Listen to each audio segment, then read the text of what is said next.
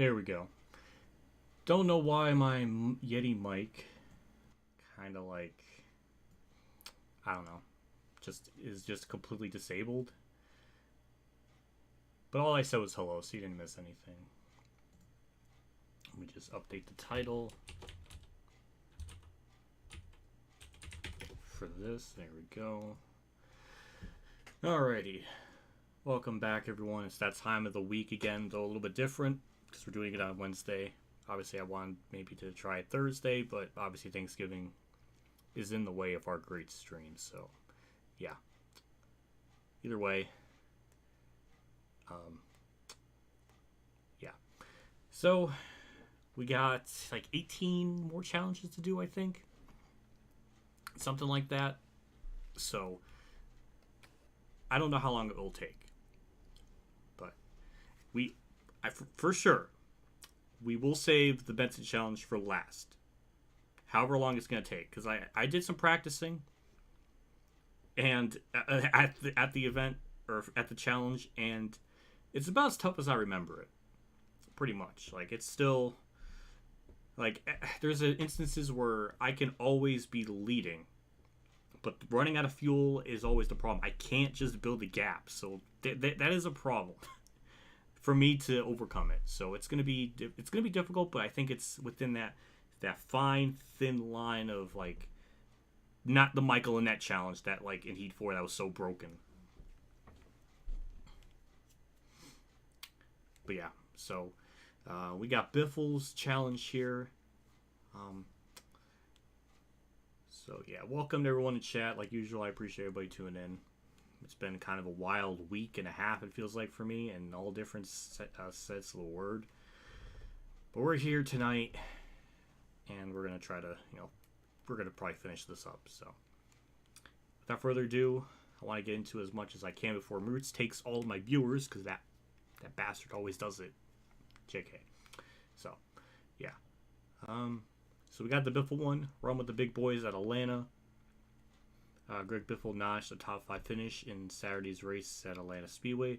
Let's see if you can get the win from 5th place. Is this? Do we need to bring up Racing Reference again? I think we need to. Because did Biffle get a top 5 in 2005? Or 2000? I don't know.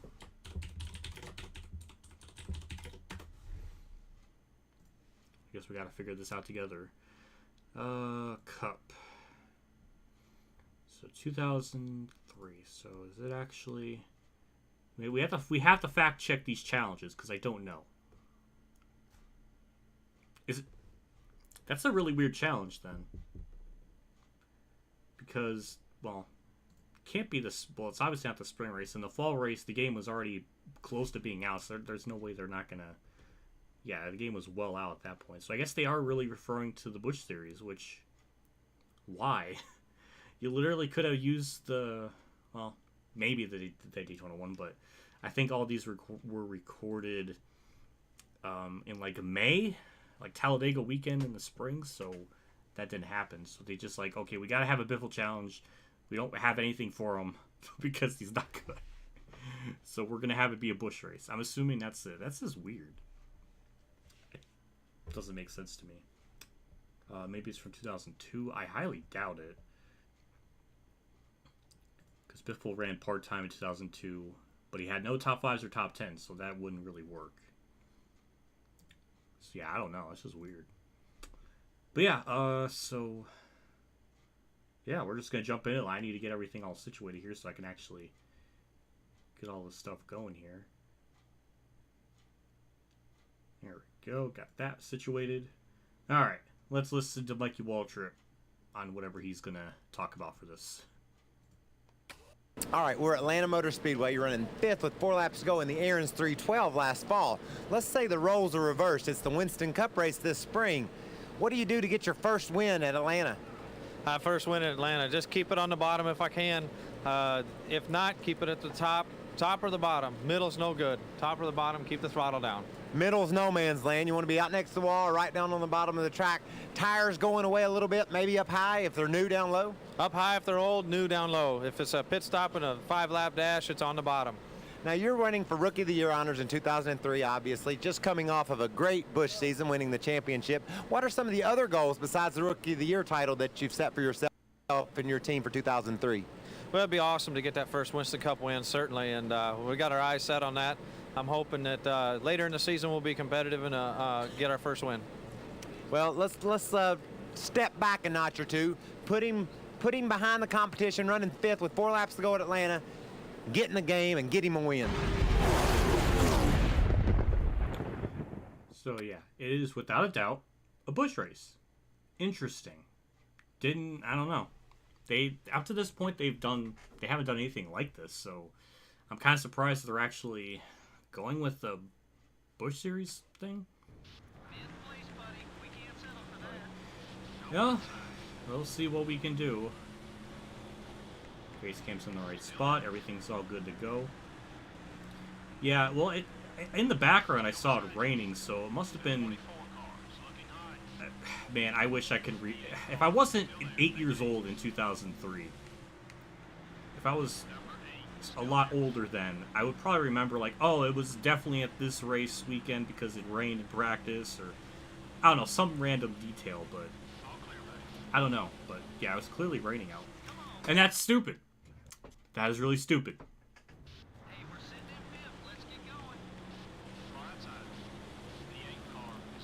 I forgot that this is one of those tracks where the apron does stupid things to you, and I'm just bumping and running Dale Jarrett for no reason. And my Elgato, not my game cap, no, wait, my emulator, I gotta get used to saying that. Put that on your frickin' bingo card. The emulator frickin' lagging or doing something stupid. That almost messed me up. Alright, now that we know that the apron is no good on the front straightaway. Oh, hey, alright. There we go, perfect. And we'll just... I have to get used to the default setup a little bit, but nothing too severe. And the difficulty definitely is ramped up a lot more. This is about how it is when I've been kind of messing around with this game off camera. And I always have it on like Legend difficulty. This is about how they perform, so... They definitely stepped up their game a little bit.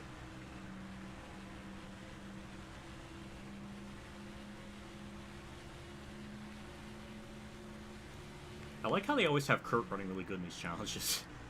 It makes me happy. So yeah, 2 to go. We're not really pulling away.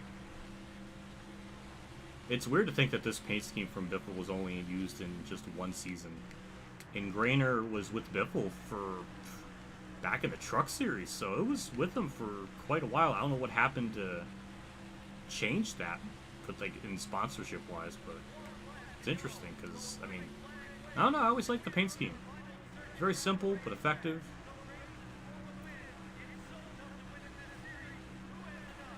Yeah, it looks like we're gonna get this one without too much of a problem. So then we'll have about 12 to go for this section, and then we'll get the bonuses, which I think there's only 5 or 4 of them. But yeah, another casual dub, getting our feet warm, or well, getting our feet wet. I guess technically it could work either way. There we go. So, not bad. Johnny Benson challenge. This is the only challenge. Well, it'll be the last one, and it's gonna be. We're saving it for last because it's gonna be tough. Hey, we got Mike Bliss. Nice. So I'm expecting it to probably take up. I don't know how much time. I'm gonna say 20 minutes. I'm gonna say 20 minutes of the time, potentially. So we got this one, New England 5. So with Ward Burton, I remember this. After his huge win Daytona, Ward won his second race this season in New England 300. Huh. So they must have recorded this at different points then. Because the Biffle one, they were just saying, like, you know, he hasn't had a win. So clearly this was well before the July, like, Daytona race. And then this one, it's clearly, like, you know, past that. Interesting. Because I thought it was all recorded in, like, May. So maybe this is one of those later ones that they filmed. I don't know. It's interesting. It's interesting to think about. Yeah, after his huge win, Daytona, he's on the second race. Starting third, you only have 2 laps to repeat Ward Burns' win. Not bad. All right, well, let's listen to them and give us some context on this. Ward, you started off 2002 with a win in the Daytona 500. But let's shift gears to New Hampshire International Speedway. You're leading that race, new configuration, tight track. What are some of the tips about getting around that track? Wow, you know, Mike, that's a tough racetrack. You know, it looks like a little type of bull ring that we were all brought up on, but we've got long straightaways. You've really got 2 apexes. You got an apex when you first enter the corner, got to put a lot of steering wheel angle in it. You got to get through with your braking so the car will turn, let the car slide up a little bit, and it's the guy that can get his nose pointed the quickest, that can feed throttle. I don't mean hammer it, but feed throttle and come off that corner straight, so one's going to run the fast. He would know. There's all the information you need to get Ward the victory again. Let's re-rack it. Let's start with three laps to go, and you're in second at New Hampshire International Speedway. Get in the game.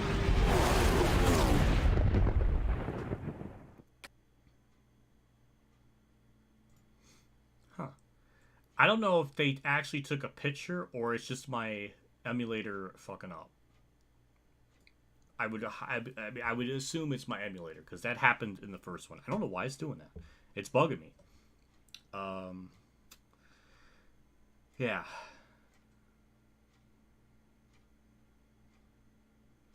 Huh. Is that so? Ultimate Dragon with the challenges.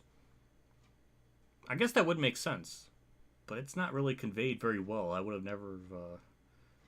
I guess that would make sense then. That's why Biffle's came first. Condition Benson challenge is by far the hardest. So. Yeah. Well, here we go. So... Yeah, it's not really shocking that they're using like previous year's challenges and stuff because they've done that before. They even did that in Thunder 03 with doing challenges from like 2001 and even as far back as 1999 with Terry Labonte's All-Star win. So it's not too surprising to see that. It's just funny how Ward was so animated. It's very wholesome. Poor Ward. I really feel like he could have had way more wins in his career. I mean, what he was able to do with this Bill Davis 22 car is nothing short of amazing. And he outran that car's... He did way better than it had any right to be. Like, if he was with some other team, or, you know, like Roush, I don't know, Penske, would have done well. That was a straightforward, simple challenge. That wasn't even really that hard. So, that was simple enough. Now we'll go on to the next one. No anything. Are you doing better? I don't think so. I'm just trying to get by. I'm just trying to just push through. So I don't know. Different days, different feelings. It's different all the time. But if only. Pole sitter Ricky Craven's hopes of winning 2002 Darling race were spoiled by an early wreck. This time Ricky will have to... Ooh, a crash avoidance one. Ooh. It's been a little bit, so... Alright, get the win from 5th with 5 laps to go. I don't know. We'll see. We'll see how this goes. Ricky, winning the pole at Darlington has got to be one of the toughest things to accomplish in this sport. Everybody knows how narrow and tight that place is. You got to throw it all out there. What was it like? Well, I don't know is there such thing as a perfect lap, but I had my favorite race car, and psychologically you need every advantage you can get at Darlington.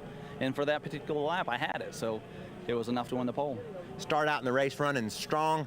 Huge wreck. You don't really see a wreck that big at Darlington, usually right off turn 2, and you got caught up in it. Got caught up in it, and it's typical of Darlington, though. If there's a wreck, it's so narrow, so hard to get through something.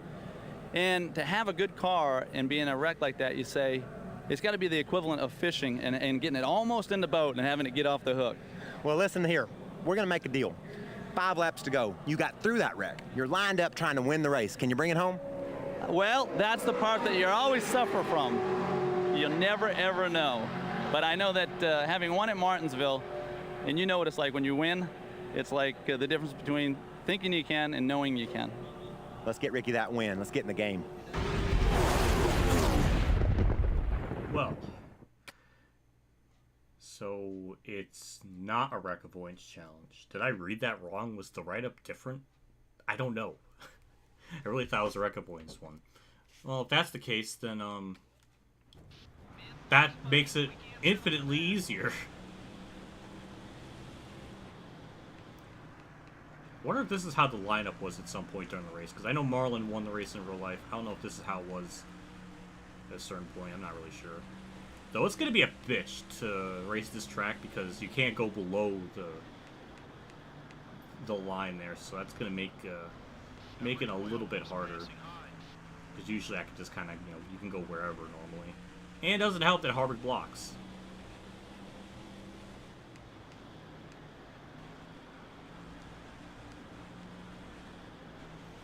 I meant like in the write-up. Was the write-up, did that clarify? I might be, I will take an L if I'm wrong, but I thought in the write-up it said, there, yeah, okay.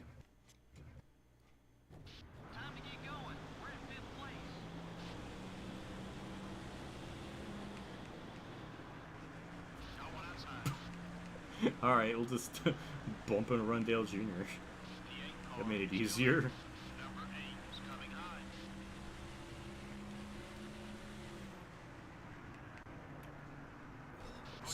I was really cutting it from getting the challenge, ending the challenge early with that, but yeah.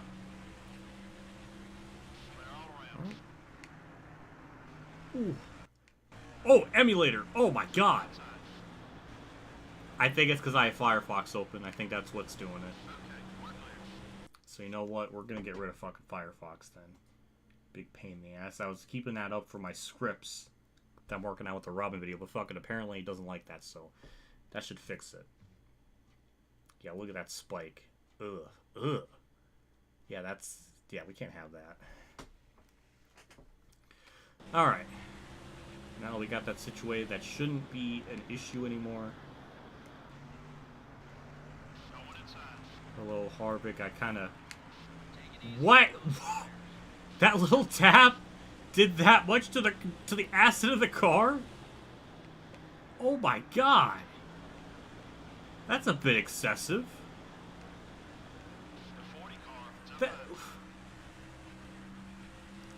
That wasn't even that bad of a hit.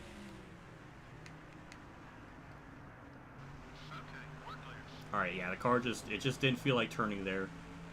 It turned that time, so alright. Jeez.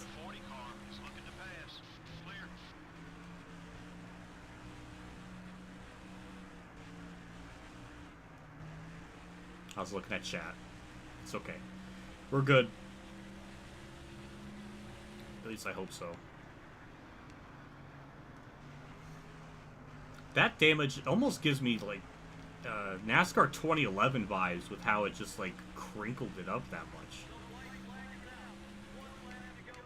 I don't know why it did that. That's weird. Yeah, don't go below the line. I have the lead. Everything's all situated. I don't need to throw it away by being stupid.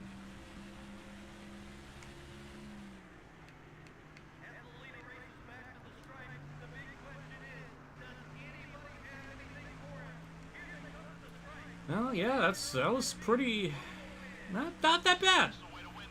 We're just kind of clicking them off here, one by one. Elliott Sadler was second at the start of this challenge, and he dropped to 8th. Like, how does that happen? Like, how do you suck that bad? Hey, we got Bobby Wawak. I believe that's how you say it. I don't know. EA's mentality after exclusive NASCAR license.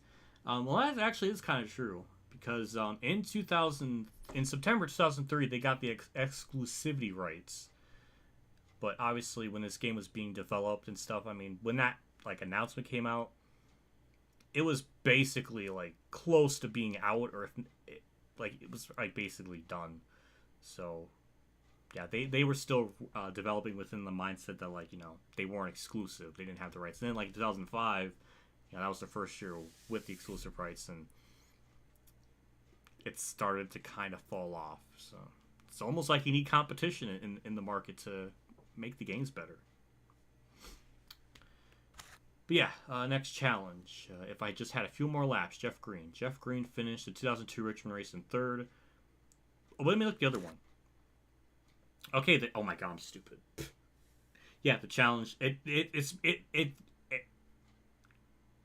explained it everything here fine. I'm just being stupid. Race is spoiled by an early wreck. This time Ricky will have made it through the crash. Okay, I'm stupid.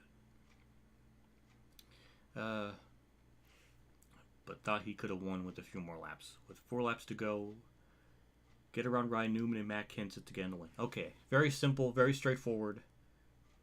Let's jump into it. Yeah, there we go. You've always performed well at Richmond. This past fall was no exception.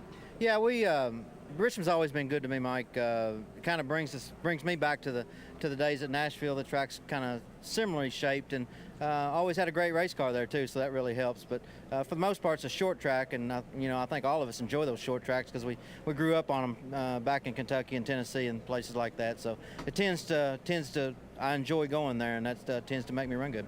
You concentrate on running around the bottom or high, or what you're thinking as you enter a race there? That racetrack really offers a lot of grooves, especially after the sealer wears off. We run on the bottom for a while. The new tires, wear out, you tend to move up. We run 3 lanes up at times there, so just move around. Try to find a groove where your car works. Jeff finished 3rd at Richmond last fall. He told you need to move around, find a groove that works. Get him the win late in the going at Richmond. Get in the game. Did you see that, like, card thing? It looked like they were, like, trying to use that to block the sun out. Like, what? That was weird. But yeah, this is back when the sealer was still on the track. That's, oh, God. Good times. Hello, Dalton. I like to think I'm better today than I was yesterday. Damn, Mark was like about to hit my ass.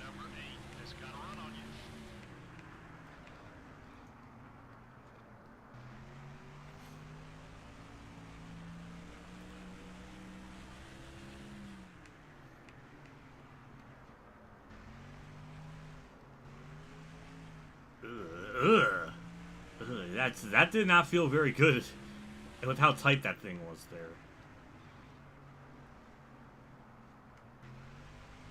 Oh God, I thought it went through that corner pretty all right, and it just got tight right at the last second. Ew, this default setup is awful.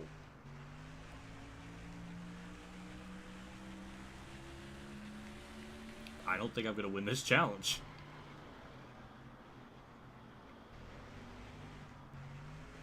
I mean, we're definitely closing in, but it's not gonna be enough. But we'll try. I'm kind of curious just to see how close I can get. I cut that gap in half, though, so that's progress. It's gonna be one of them Atlanta finishes at Richmond. Oh, he's blocking. What a punk. What a frickin' punk. God. Alright. Now that we know what to expect with the car, we should do a lot better here.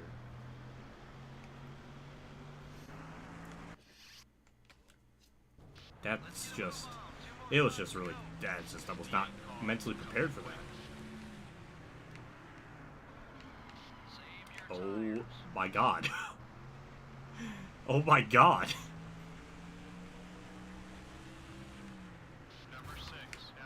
Hi, Mark. Sorry, Mark. All right, we're just gonna redo it. We're just gonna redo it. That was not gonna go anywhere. We need to not mess up on the first corner. There we go. That's a lot better than the other time.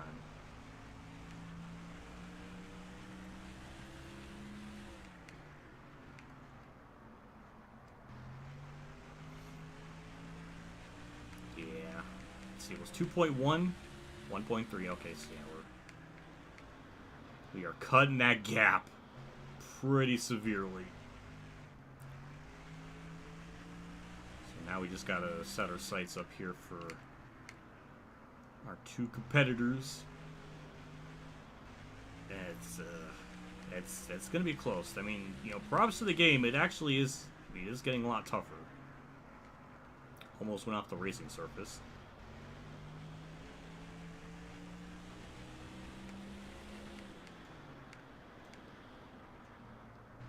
There we go. A little bit of diamond action. Perfect. We got white flag time. Kent's is just gift wrapping me the bottom there, no problem. Very, very kind of him. We'll give him all the room in the world because he did the same for me. And beautiful. All right, perfect. That was nice. All right, not bad. It was a little tough, but took us about 3 or 4 tries. That wasn't too bad. Ooh, David Green. Hey, there's some correlations with that. That's adorable. The timing of that. I don't know if that was planned in the game or what, but that's cute. So now go on to the next one here and see what that's about. Smoke screen. Oh, that's the wreck avoidance one. I think I remember this one. Jerry Mayfield survived a 14-car wreck triggered by Dale Jerry and Jeff Burton during 2002 Pepsi 400. Like Jeremy, get through the wreck with no damage to complete the challenge. All right. Oh, this is gonna be a good one. When we get ready to race at Daytona, everybody talks about missing the big one. You were fortunate enough to drive through one this past July. Yeah, we were, and that's what you always hope for at the restrict plate races is when the big one happens, just hopefully you make it through it and don't get hit and come home safe. Did you see it develop, or were you kind of up the middle of it before you even knew what was going on? Well, you kind of see it develop, then you find yourself in the middle of it before you know it. So it's kind of a little bit of both there, but we were fortunate enough to get through that one and make it through. Jeremy got through the big wreck and survived for a 13th place finish. Can you get him through the wreck? Let's get in the game. Jeez, they did that one really quick. I wonder. Well, Jerry Mayfield was infamous for using Adderall, and I think, you know, that's how he just, yeah. I'm so used to how he sounds now, I forget how he, you know, sounded back then. Like, he was, it felt like I was, you know, buckling in my seat, like he was really talking fast. Alrighty. We'll figure out how the hell to get around this wreck.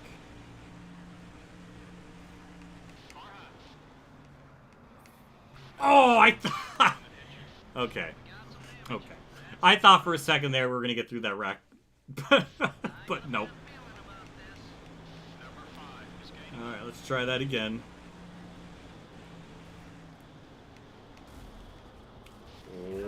Oh my god. Maybe we'll just stay up high. Maybe we'll just stay up high. Because that... They all gotta go down the track eventually. Wow. Wow, there's somebody flipping. Jeez.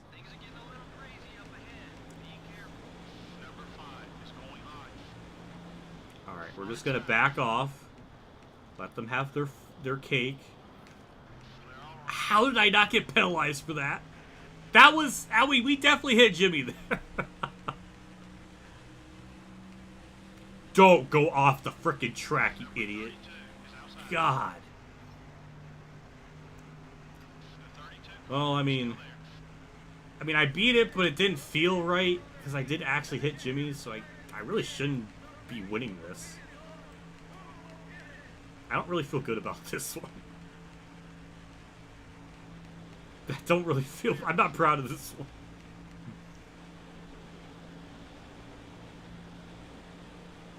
I'll take that, okay. Sure. It doesn't even show I had damage, but I know I hit Jimmy there. Dodge the bullet there, I guess.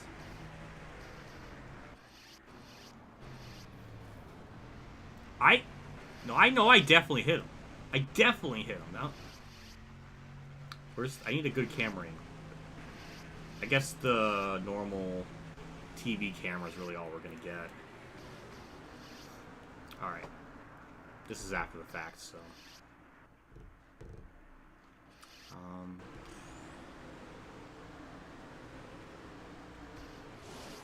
let's see. Can it... See? There was some contact. There was some contact. Ooh. Oh yeah, I don't have this one yet. Hey, that's cool. I think I don't. I don't know, but... I'm going to do that again for my pride. Because I should not have beaten that challenge. That does not feel earned.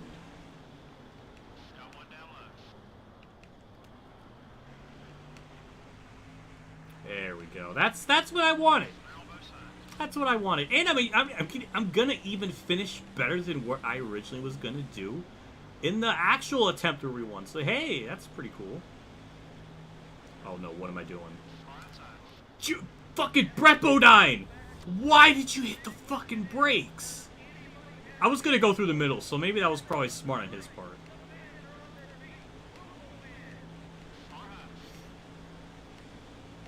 Alright, hey, we're gonna get a top 10 out of that. Alright, hey, that's a plus. Brett Bodine hit the brakes again. Alright, that was even better. But if I go full throttle, I don't think I'm beating it. I don't think it's... I have to slow down. Whatever, we did it. We did it in the way I wanted to, so I feel good about it. And I need a drink of Sprite, because I am thirsty. I don't want to have Michael Walter talk while I'm away, because I want to hear what he has to say.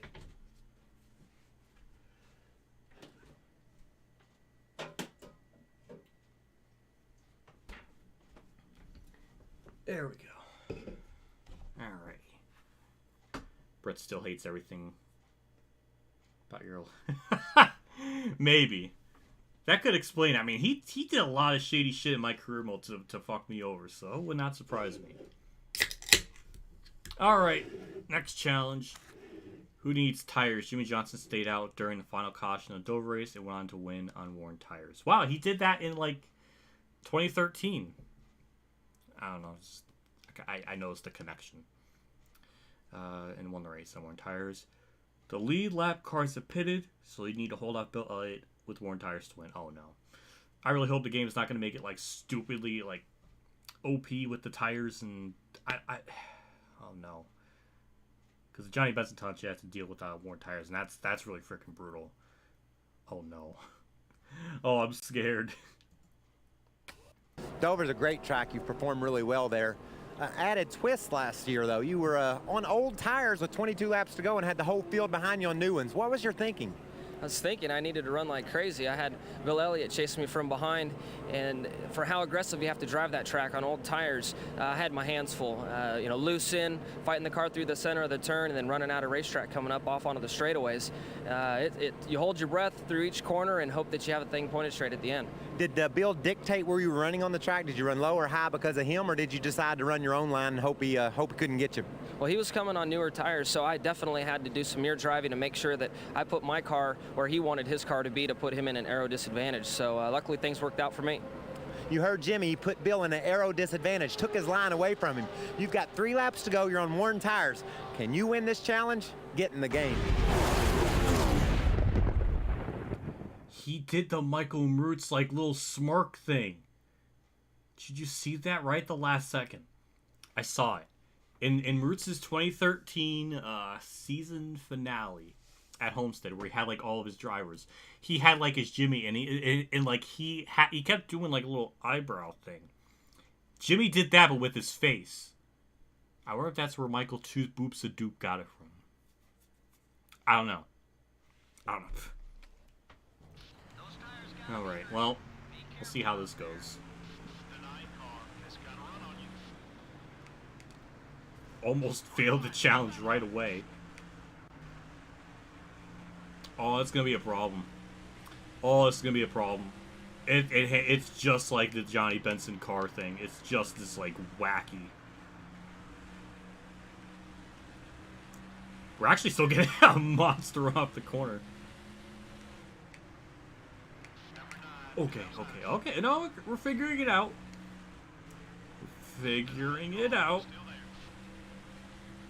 Alright, I thought it was over. Yeah, it's over. That's over. Okay. Alright.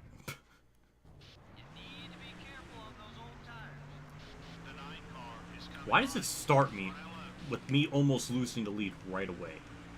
That bugs me.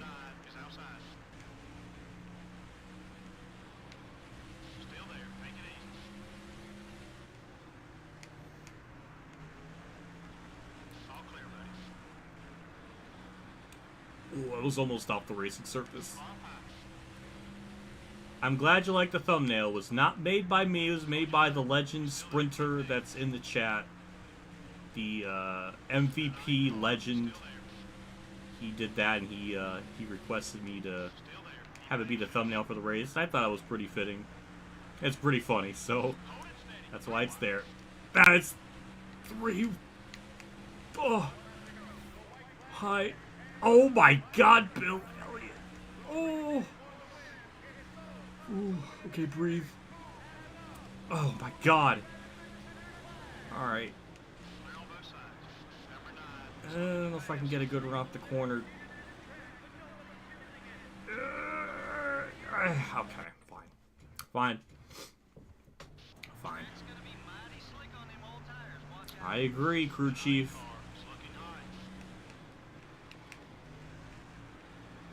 Oh, hello, Jeff Burton. Didn't think he was going to be a threat. Wow.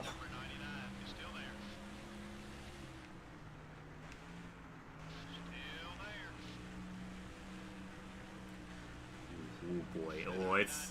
Oh, my armpits. I can feel them. Armpits feeling a little sweaty. That's not great. I haven't even gotten to the hardest challenge yet. So this is a little bit concerning. It's starting to happen already.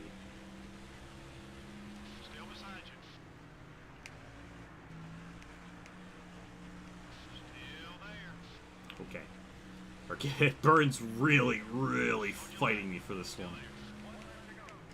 Damn. Oh. Get to the bottom, get to the bottom, get to the bottom. Oh, God. Okay. We almost earned hard into the wall. Okay, fine. We'll take the L. God. Oh, my God.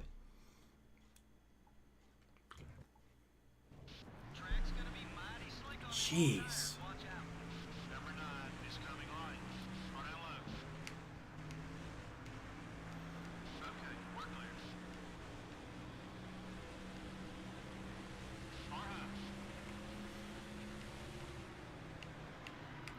Oh.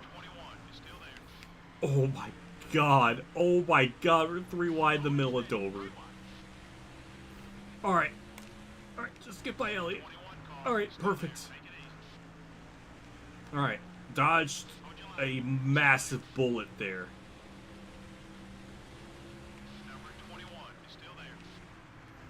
Okay. There's a lot of tire smoke by me. Alright. If we could just clear him. But the car sucks so much, I can't really do it. Oh, Newman's trying. Oh, God. No, no. Oh. Ah. Why?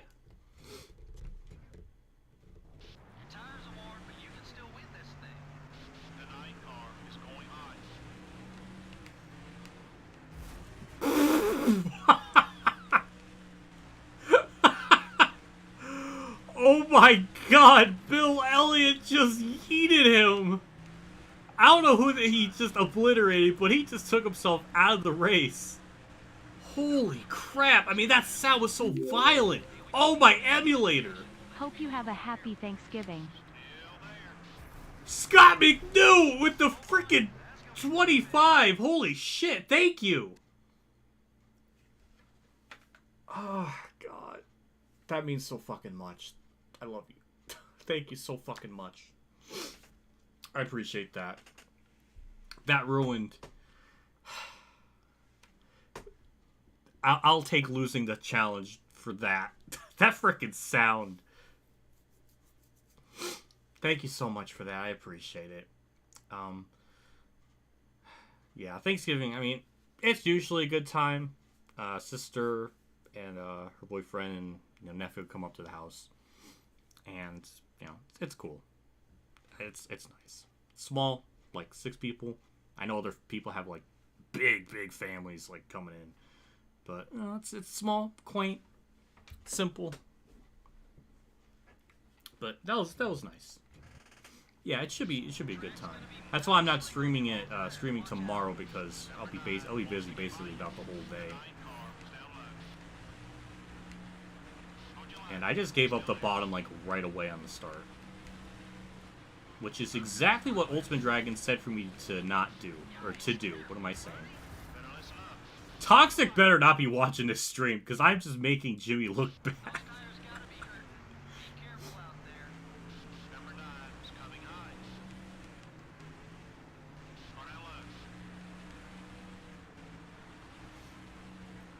It's weird because once I lose the lead, I'm actually able to like get it back. And that's the most shocking thing out of all of this. Holy run off the corner, my lord.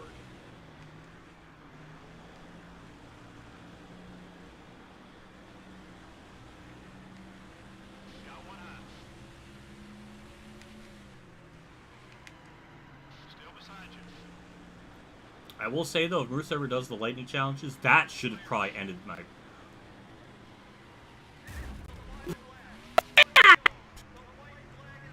The freaking emulator's dying!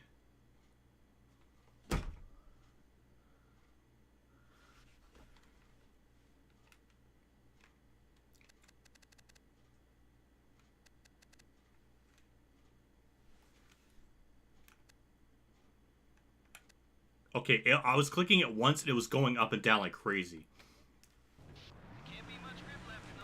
I don't... What caused that?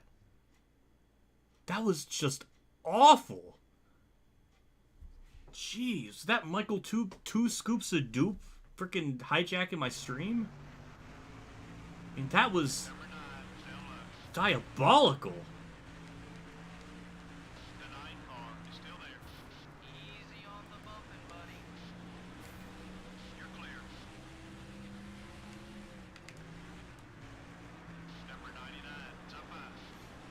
Now we gotta run down Elliott, which I don't think will be too bad.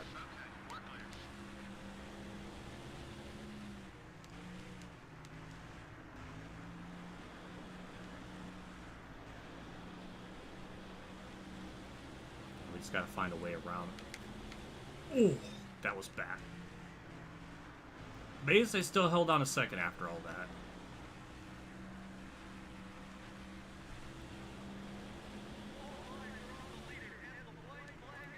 Oh, we got preferred lane. Just hold it. Hold it. Alright. No slippity-doos. Oh my god, what is this? Oh my god. God damn. What a finish. I didn't know I was going to get that. Alright, that was... Yeah, that was... It got Brian Vickers. I was looking at chat. Wow. Alright, not bad.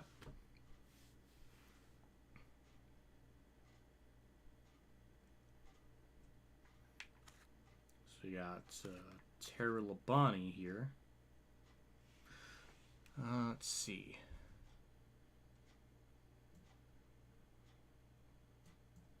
There we go. Let's see. Tara Labonte's decision to finish 2002 Finian race on a worn tire scored him a third place finish. It's the final lap. You're on worn tires. Oh my god, another worn tires one. Oh, I'm gonna hate this. I'm gonna hate this. I know it's gonna be. Oh, it's gonna be a pain. I don't like that. All right, well, okay, we'll push through. Terry, you've always performed well at the road races. Where does that come from? Do you know? No, not really. Sometimes you can go to them and you can run good. Sometimes you can go there and do the same things and not run good. But for the most part, we have done pretty well on them. Last June at Sears Point, you came home with a third-place finish. Had some old tires at the end of the race. What kind of a concern is it when the guys are lined up behind you on better tires than you? Well, Sears Point's a pretty tough place for me on new tires, and so, you know, I kind of knew I was a sitting duck there on the old tires, and we were able to hang in there pretty good, and we wound up finishing third. Well, this is your challenge. There's 3 laps to go. Your tires are older than everybody else's. See if you can hang in there like the Iceman did and get you a top 5 finish. Get in the game. Hell yeah, I love Terry Labonte. I love Terry Labonte. He's such a cool dude. Maybe this one will be easy. I'm gonna regret saying that now.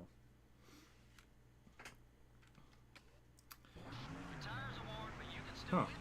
Okay. I thought I had to. I don't know what I was thinking. I thought I had to go win it from. I thought it was gonna start me in third, and I have to go and win it. Okay. Okay. Oh, it says finish third or better, so. Huh. Okay. Well, that makes it a little bit easier. I mean, I still want to win for my ego's sake.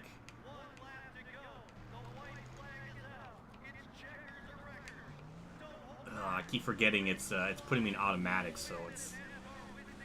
If I know if I was in like worn tires, I would keep it in like a high gear, so car wouldn't like, you know, wheel spin like that.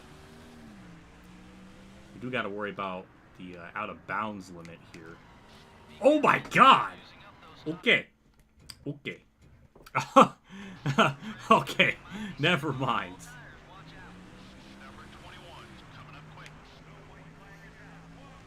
I gotta get used to how this car feels on extremely worn tires.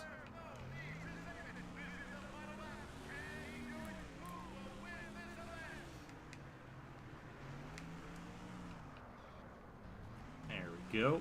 That was another tricky spot, but we got through there. All right.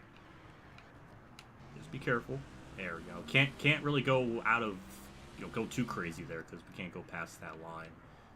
It's stupid. Oh, okay, we're good. All right, hanging on. Now we're into new territory because we have not gotten this far. So how much can I push the car without it just eating shit?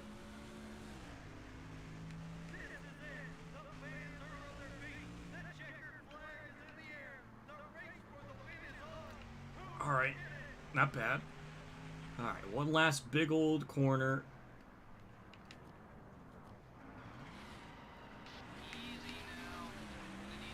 No, I wanted to win it. I mean, this feels good, but I really wanted to win it. I don't feel good about that. I wanted to win it. I didn't know it was going to freak the fuck out that badly there. God. Hey, we got Tina Gordon. I want to do that again. I want to win. I want to win it. My pride will not let me go unvanquished. What does that mean? I don't really know.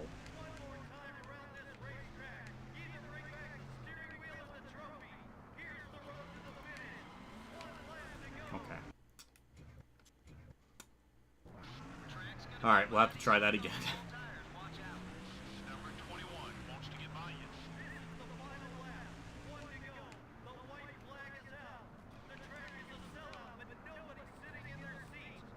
Ooh, hello, Ricky Rudd.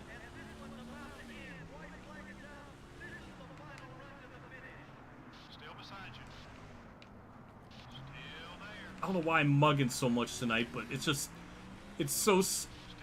All right, fine. I basically pulled the Denny, except I wasn't overdriving the corner in fear of getting wrecked. That's kind of what Hamlin did in that race. I just choked on a very global scale.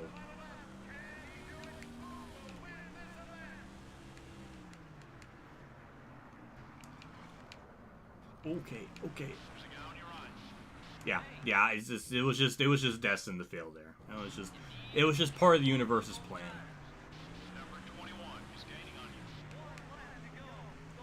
I want to see if I can actually win it. Because I was so close. That last corner, that bugged me.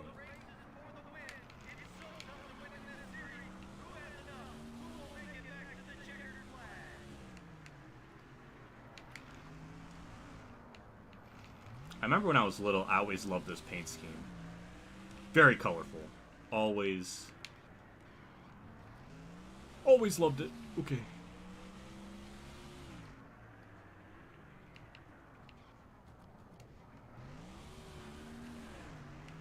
Yeah, every time it downshifts me, it just... Yeah, it really freaks the car out.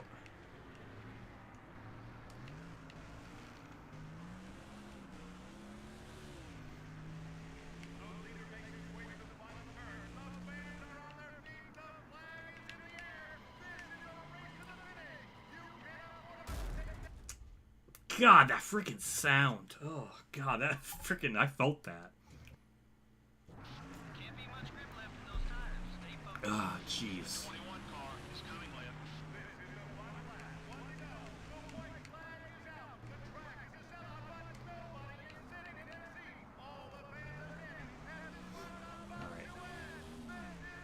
Alright, we just need to not choke. Like 90% of this lap, I'm getting it down. But then, right at the very end, I just shit the bed. I hate it. It's weird how long it keeps you in 4th gear there. Ugh.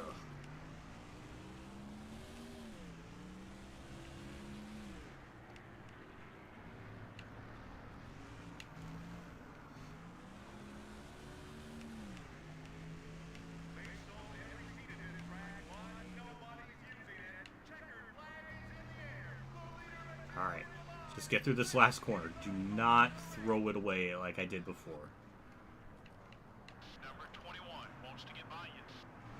I think we did a little bit of accidental blocking. But we're good. The car didn't freak out. Alright, that's all I wanted. That's all I wanted. We got it.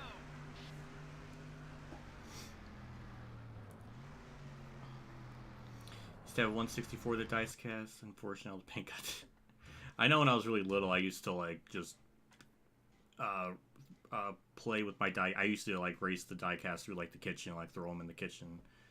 Just kind of, I guess part of me just liked the idea of just seeing the cars like go through the kitchen and like seeing how it like bounced off the wall, and it's just like, oh my god, physics. I don't know. And I think part of me liked the fact that like there's like they get damaged. So I think to myself, like, you know, 10-year-old me or 9-year-old me thinks like, you know, oh, they're getting scraped up like real life or something. I don't know. I don't know what I'm thinking, but that's kind of...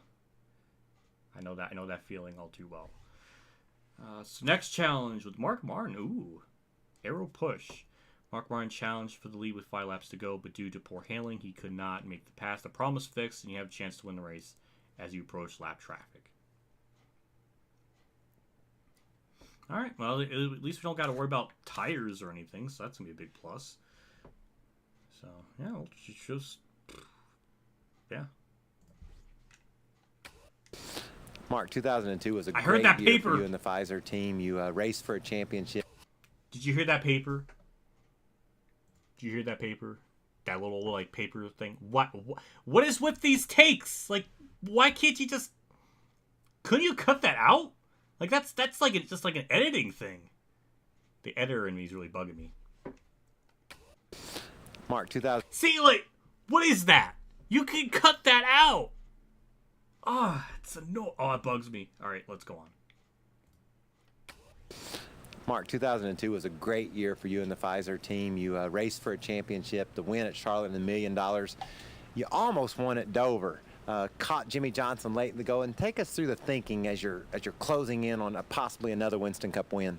Well, we had a lot of problems getting started on new tires, and you know, all day the fast cars would get away from us. So as that, we had just enough laps, and I knew when that restart happened that it was going to be close, and we dropped back a straightaway back, and then our car started coming and coming on, and I knew I was going to catch him, but I knew that it was going to be hard. You know how it is when you run somebody down and it's less than 10 laps to go.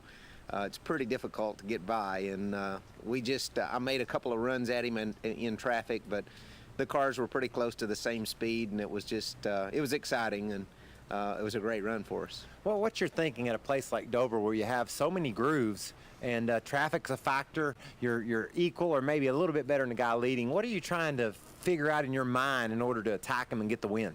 Well, Michael, I like to run the bottom, and you like to run the top. And that works good for me because when we're racing, the bottom lane is usually open for me. But Jimmy saw me coming, and he moved down to the bottom of the racetrack. And a lot of times that's what I'm thinking. I have to figure out a way to get by. And usually, unless I've really got a guy beat pretty good, I've got to figure out how to get under him. And Jimmy did everything right. He saw me coming. They figured out. He moved down. He was running up in the middle of the track, and he moved down to the bottom, and I didn't have the middle figured out good enough to get the job done. Well, let's line it up again. This time, you know what Mark's thinking. He needs the bottom. Let's see if we can get the win at Dover for Mark Martin. Get in the game.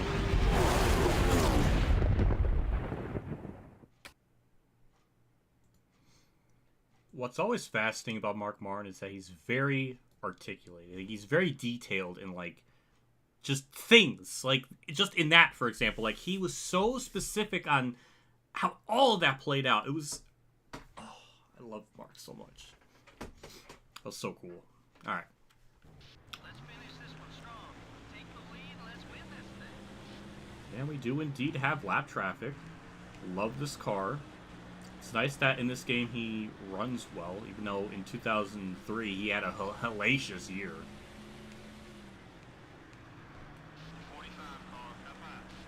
But it's nice to actually have a run on fresh tires. That's appreciated.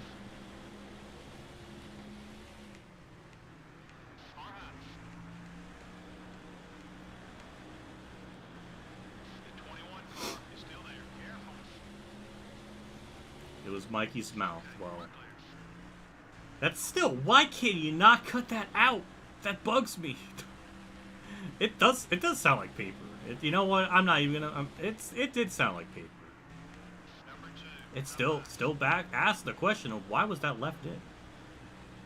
That's not even you have to redo the whole shot or anything. That's just, just editing stuff. You got Windows Movie Maker existed in 2003. At least I freaking hope so.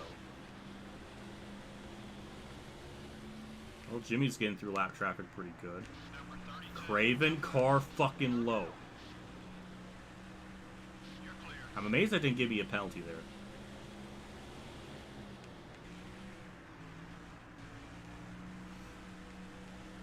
I love that chat is having a paper versus mouth debate. It's funny. I like that. Oh, Marlon, why? Why did I go the outside, too? That's the other question.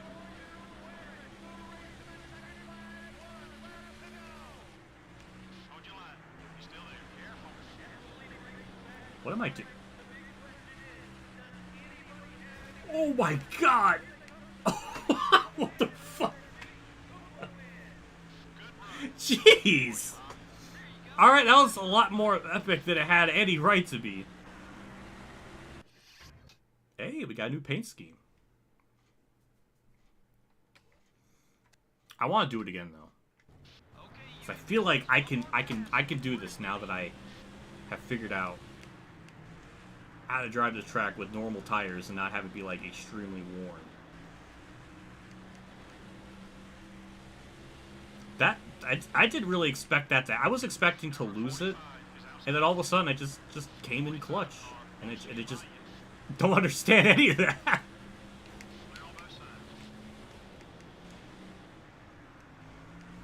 Oh, Jimmy. Oh, God. All right. Ricky Rudd. Oh, my God. Ricky Rudd's blocking. What a Chad. Did you see that? He just, cut them off.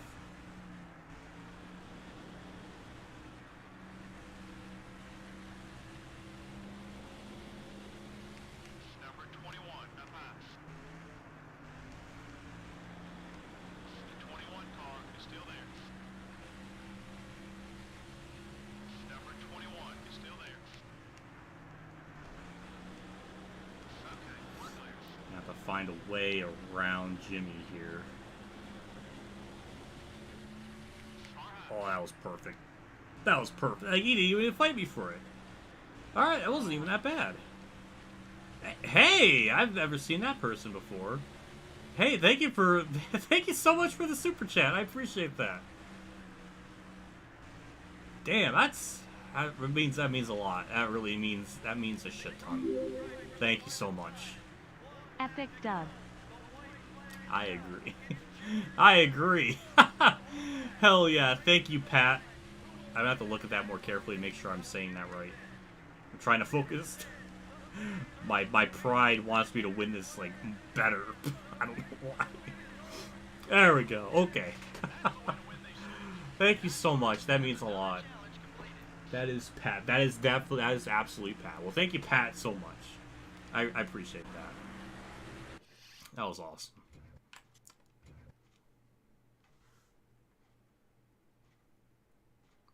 He's been a long... Oh, he's a long-time viewer of yours. Oh, huh. Sweet. Well, thank you for stopping by. I don't think I've ever seen you in chat, but welcome. We don't bite. At least I hope not. Not that I know of, but thank you. Thank you so much. It's pretty cool. Thank you for stopping by. Thank you so much for that. That really... God, that's $45 tonight. I didn't expect that tonight. It goes such a long fucking ways. I'm looking forward to... That helps. I really appreciate that. Let me get the audio situated here. There we go. Alright, so nothing to show for it. 2002 Homestead with Joe Nemechek. Joe Nemechek dominated 2002 Ford for 100, but a slow pit stop caused him to lose valuable spots, and he wound up finishing second. Here's another chance to get the win. 6 laps to go. Maybe it won't be too bad. Joe Homestead last fall, you had the car to win the race. Led a bunch of it, but... This is bugging me. What is with Michael Waltrip in the frickin'... Like, stop it. Stop it. Why? Mark, 2000. You could easily cut that out. Golf, that could be easily cut out. Mark, 2000. That's not that bad. Like, that's easily cut-outable. That's bugging me. Wait. Joe Homestead. It bugs me. And you know what? I can relate to that because when I do my Let's Play videos, sometimes when I do, like, after I haven't talked for a little bit, and I'm, like, in sweat mode, and I get back into talking, it does happen. Sometimes I try to fade in to the next thing so you don't hear it as much. So I understand. But it bugs me. The editor in me bugs me because I don't know. Why am I being so anal about something from 2003? All right, let's get into it. Joe Homestead last fall, you had the car to win the race. Led a bunch of it, but a late caution and some guys that used some different strategy got ahead of you. All of a sudden, you're 8th or 9th on the restart. All those cars to pick off in a very few amount of laps. What was your thinking? I was kind of stuck. You know, you get when you start 8th on the outside row, you're 16th, and it's just hard to pass those cars, especially when there's very few laps left, and you end up burning your tires up, and that's pretty much what happened. Well, what about passing cars at Homestead? It's a flat racetrack. I know it's hard to do. Do you try to get them in the corner or on the straightaway, or what is your MO when you're racing at Homestead? Man, you have to get them as quick as you can get them, anywhere you can get them. If you have to outbrake them getting in the corner, run on the apron, run through the grass, whatever you got to do, you have to do to get by them quick. Well, you heard it. Let's line it up. 5 to go. Joe's trying to cut through traffic and catch Kurt Busch to win this race. You can run on the apron, you heard him say that, or you can go high. Let's get in the game and get it done. Thank you, Waltrip. I was cracking up. I was trying not to laugh because after Waltrip like finishes talking, and then Joe Nemechek, that's like this little pause. It's like,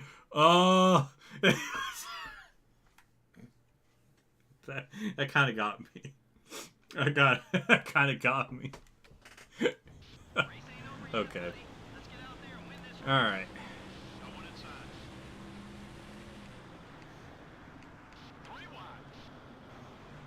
It's cool to have the old homestead in this game to actually do this challenge properly.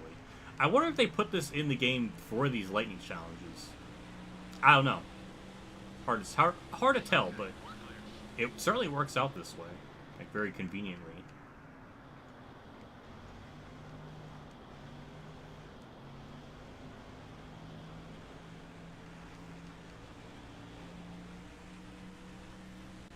Well, it doesn't seem like it's going to be that hard to make the pass on anyone with how wide this track is.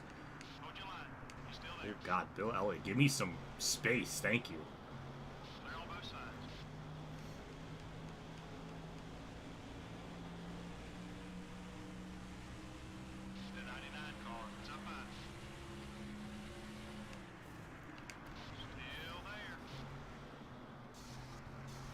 Why did I do? You know what? I'm the OCD in me. No, I want to do this honorably and most badassery as I can.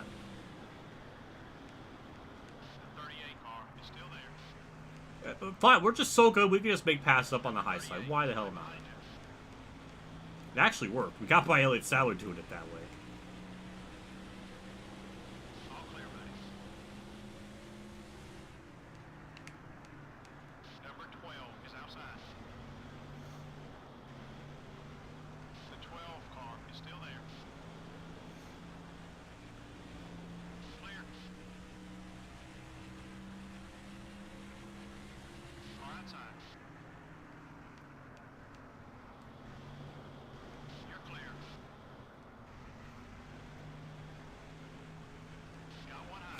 Every video would be a tongue moment from Mike.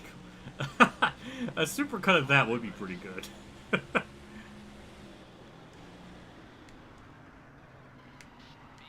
I thought of it like certain days where maybe if I don't want to upload something or if I'm just not feeling it, doing like a supercut compilation from like one of my live streams would be a good idea. Like I have one of them already kind of done for when I did the ignition race on Halloween, where basically the last like 10 minutes was just overtime city, where it went 76 laps overtime, and it was just like a disaster.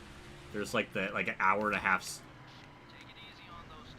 That could have been really bad.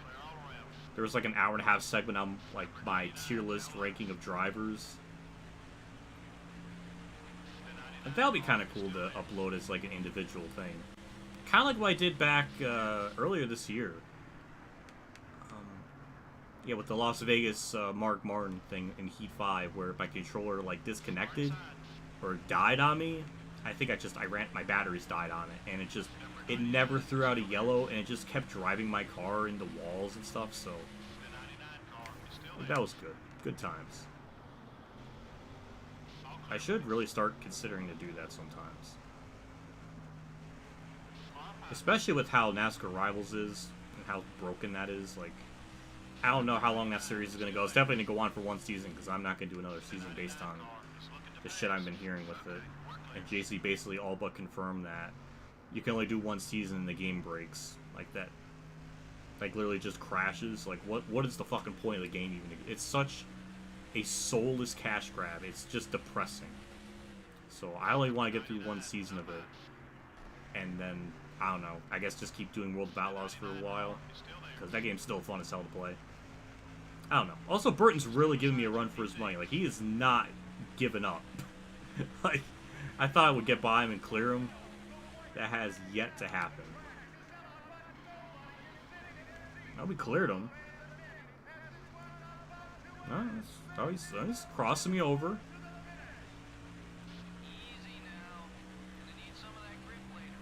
Alright, I really hope he doesn't. Alright, he didn't send it. What a Chad. Oh, he's trying on the outside. Alright, come on, car, turn. Turn. Turn. Oh, okay. Whew. Alright, we did it. That could have been really... We almost choked that away, but we got it. He definitely tried. He definitely tried.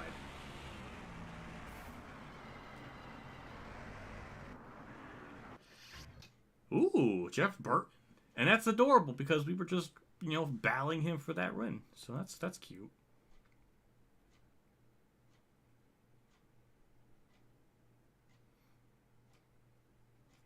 Let's see. Well, I'll take that.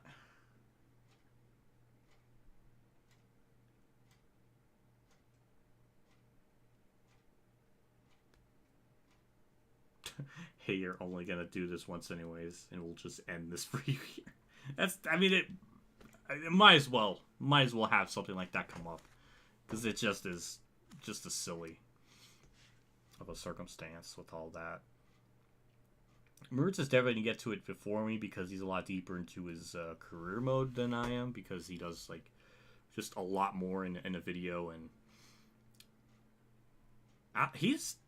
I know he's a good bit further ahead of me. I think I'm only at, what, part 13, 14? He's on, like, race 20. So he's definitely going to get to all that before me. So it'll be fun to watch what he's going to say about all that, because that's bad. But we got one more chance at Richmond Steve Park. Steve Park picked up 27 positions by the end of the 2002 Richmond race, but thinks he could win it if given another shot at it. Starting 8th with 5 laps to go, take Steve's corner. Okay, I thought I said concerning advice. Like, what? It's cornering advice. Okay. Oh, God, it's going to be so awkward. Oh, no. Oh, no. Steve, Richmond, Saturday night under the lights. That's a fun race for the competitors, isn't it? Yeah, it sure is. I mean, you know, all of us kind of grew up racing under the lights on Saturday night, so we'd love to go to Richmond and repeat that. When we went there last summer, you led that race quite a bit and had a real strong run in your Pennzoil Pontiac. Except it's a Chevy, isn't it? Yeah. I drove the Pennzoil Pontiac. Did you know that? I sure did. Actually, I used to watch on TV quite a bit. When you were a kid? When I was a kid. You led the race and wound up finishing in the top 10. Tell us about your night. It was actually a great night. I mean, we worked hard to get the Pennzoil Chevrolet to be a car that would turn good and get a lot of bite up off the corner, and that's a main trick with Richmond is getting a car to turn good, and then when you do that, getting a forward bite, you need to get up off the corner. So if we can do that, we can go back and win that race again. So I recommend anybody that races Richmond, make sure you have a lot of bite up off the corner. There you have it. Steve got behind a little bit late, got 4 tires, and was trying to cut his way through the field. He had a lot of cars to pass. See how far you can get up through the field. Get in the game. Okay, that's actually a really funny slip up, and I like that. He caught himself. It was a good save. It was a good save. That was good. that was pretty good. Those flub ups are worth it. They're funny. They're funny. They're doing this during a live on track session. I don't know. A couple of those are like that. I don't know why. Baffles me. Time's running out. Hit the gas. Let's go. The 6 car wants to get by you. Got one high.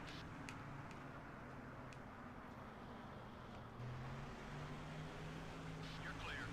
It's weird they didn't put me in the 1. Even though by latter half of the season he was already in the 30 car, but you would think they would just put you in the 1 regardless. I don't know. All right, well, we hit our former ride. We're just cutting through the field. What did I don't know. I'm shocked. Damn. All right, I will take it.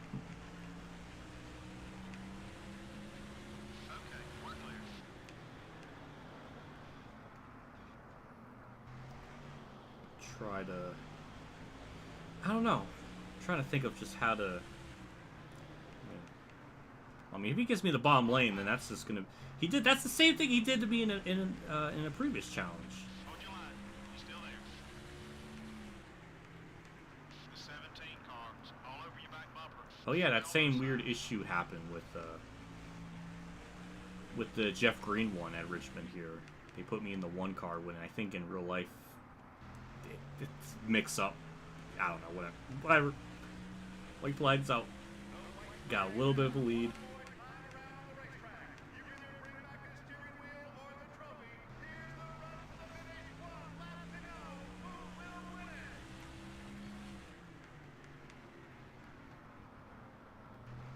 Alright, let's get through the last corner.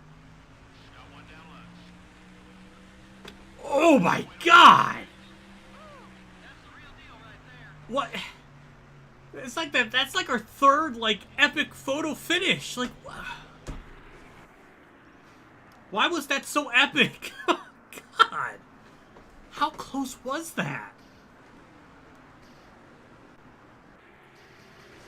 I'm at a loss for words again. Just how close that was.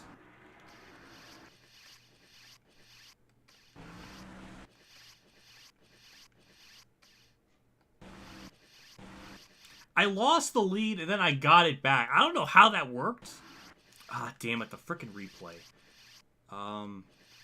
There's the one where it starts off like this.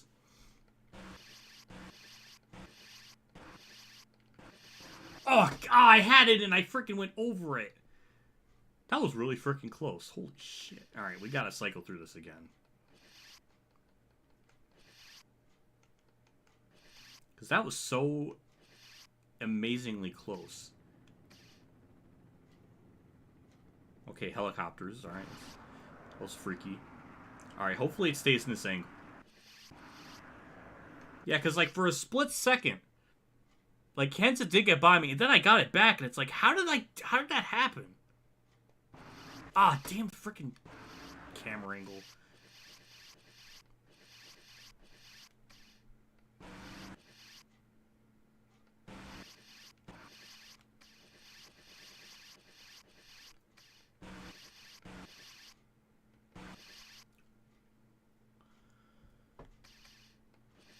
I don't know. Did I win that? It doesn't look like it. I mean, that is about a friggin' tie.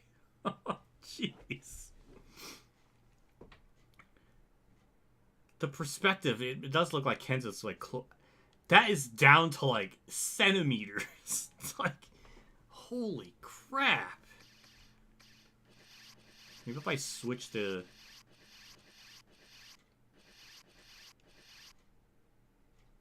No, I thought it would...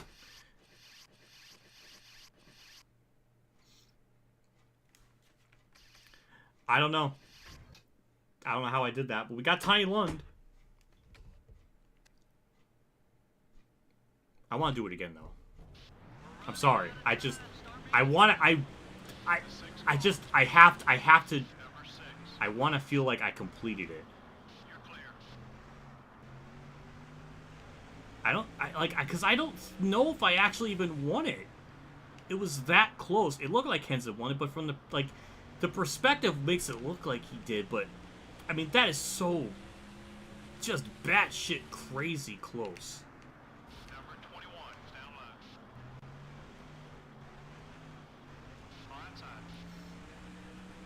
low. I shouldn't have even been in that position to begin with, because I was already in the lead at that point.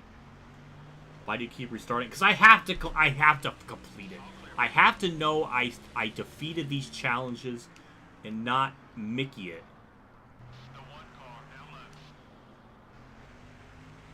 That was a terrible corner. I was yelling.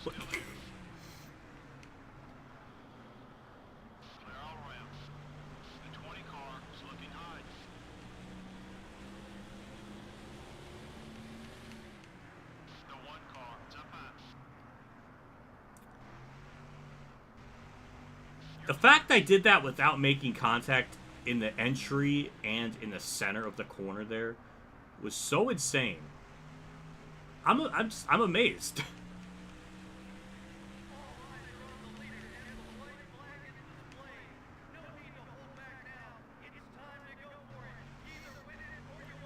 All right, this time, without a shadow of a doubt, I'm gonna win this. Perfect. All right, that's what we came to do. All right, I'm sorry. I'm restarting. I have to, like, if I don't feel like I won it legitimately, I gotta do it. This is the Darnell Benson debate from 2008 Michigan. Oh my god, I remember that. I remember watching that live, and I still don't know who won that. It was that close.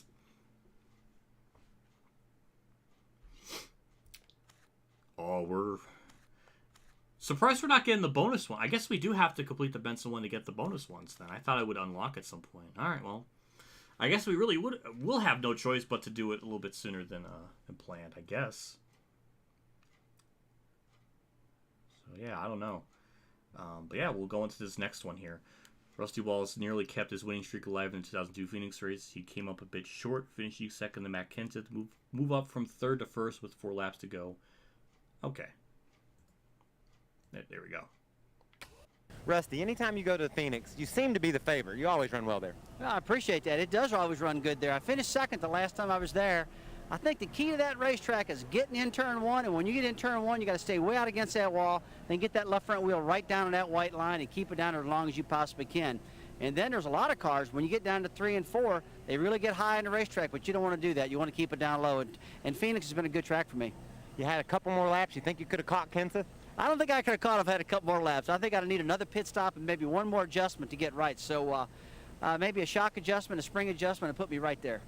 You heard it. Rusty needed to work on his car a little bit. Here's your challenge. You're running second with just 3 or 4 laps to go. Can you get Rusty Wallace the win? I like how Rusty Waltrip's like, could you have beat him that day? He's like, nah. Nah.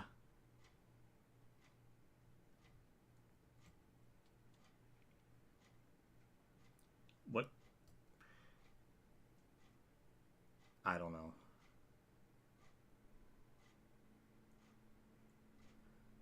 I don't know.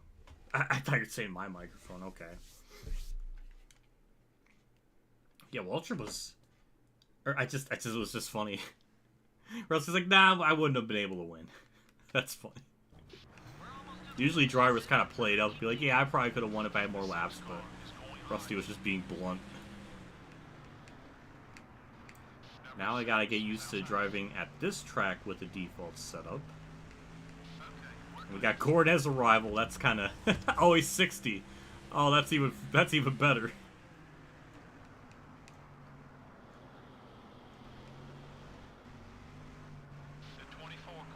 Oh no. Oh yeah, I didn't even think about that. Oh, this is gonna make it even. This is gonna make it tough then. Ow. I don't think that's how it went in real life, but you know. Oh, we'll get him here. Oh, we'll get him there. Alright, yeah. Alright, that wasn't all too bad then. I think it's just the track. The track's kind of easy, so that wasn't all too bad.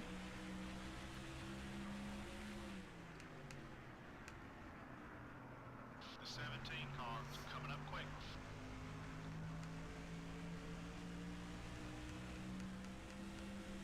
Well, either way, we're getting very close to the Johnny Benson challenge, the thing that has been teased this whole stream almost an hour and a half in. I almost went off the track and ended the challenge. That would have been embarrassing.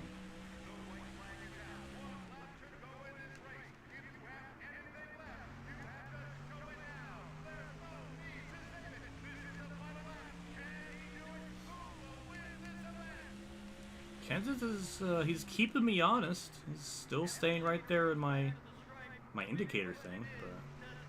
But alright, that's not bad. That was pretty straightforward on the first take. I've had a lot of other ones that were a lot tougher than that, so... alright, alright. So with that now completed, what do we unlock? Alright, Michael Waltrip, nice. Got the Aaron's one. And now we got 2 more left until, well, technically 1 more left now.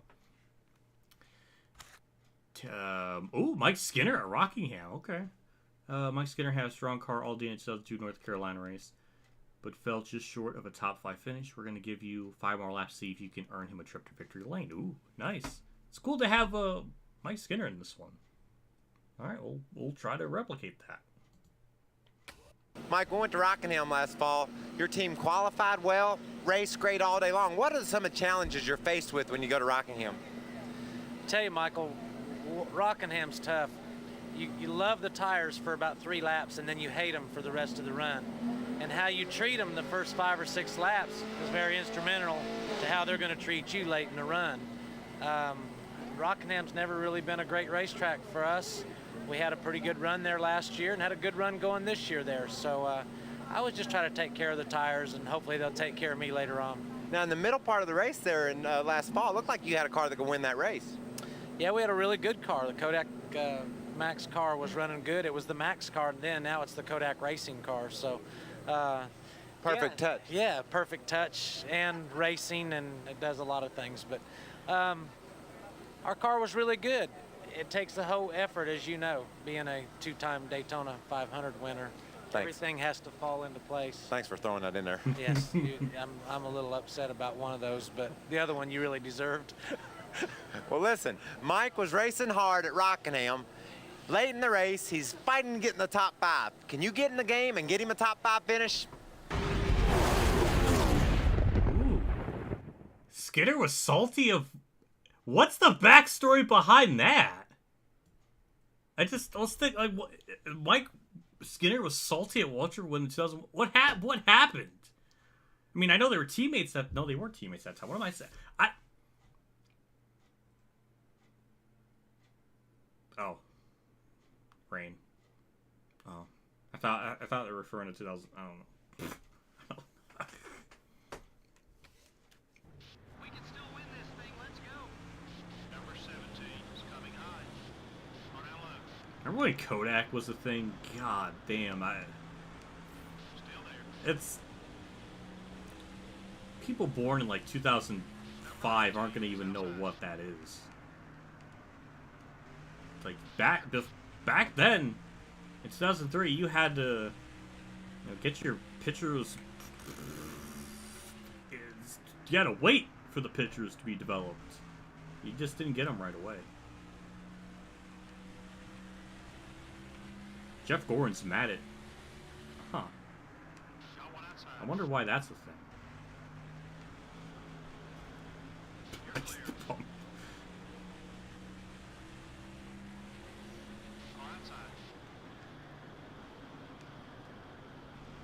Why do I have rival points with Gordon? What was their beef that the game is trying to emulate here? I don't know.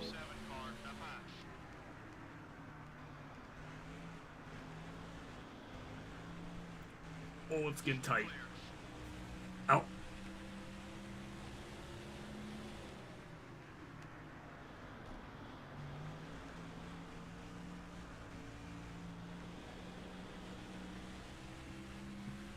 Wow, look at that. Look at that block.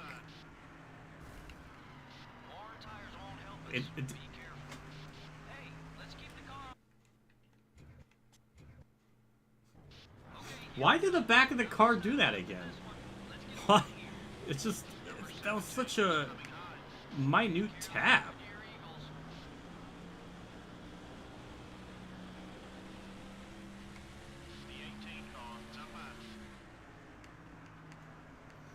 I do love racing at this track. I will say, it's fun. It's always fun to race here. I should have been able to win that without, like, really any problems, but I just was stupid. Because I was so just bewildered at the damage that I just lost all of my focus.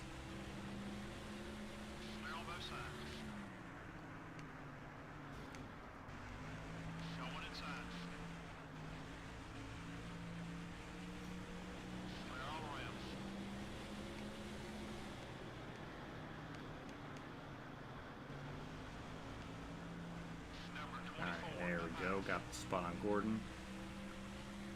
Looks like they're all gonna give me room, which is very much appreciated. I feel wrong taking a win from Benson like this.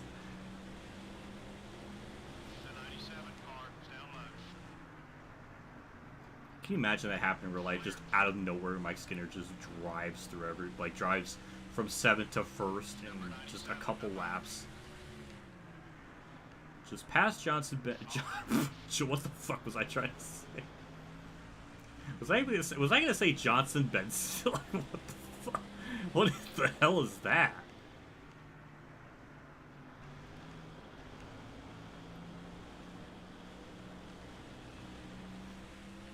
There we go, to the inside, no problem. That's the most accurate Johnny Benson thing maybe ever on that alone. just let me have it.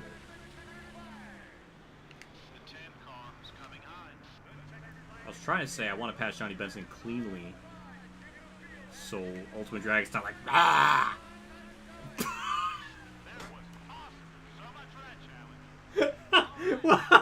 Oh, but I'm a douche. Oh God.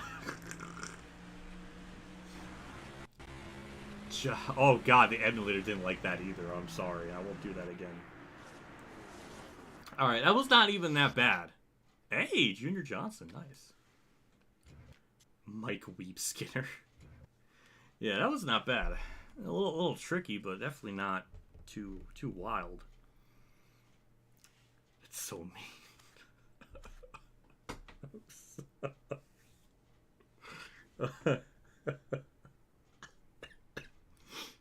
Oh God. All right, well, we're finally here. It's been an hour and 36 minutes. Oh, I'm sorry, I didn't read the question. Do any other? I know I'm not doing the other challenges. It just, I really don't want to. So I'm not gonna do those. Yeah, Johnny Benson challenge here. It's about time.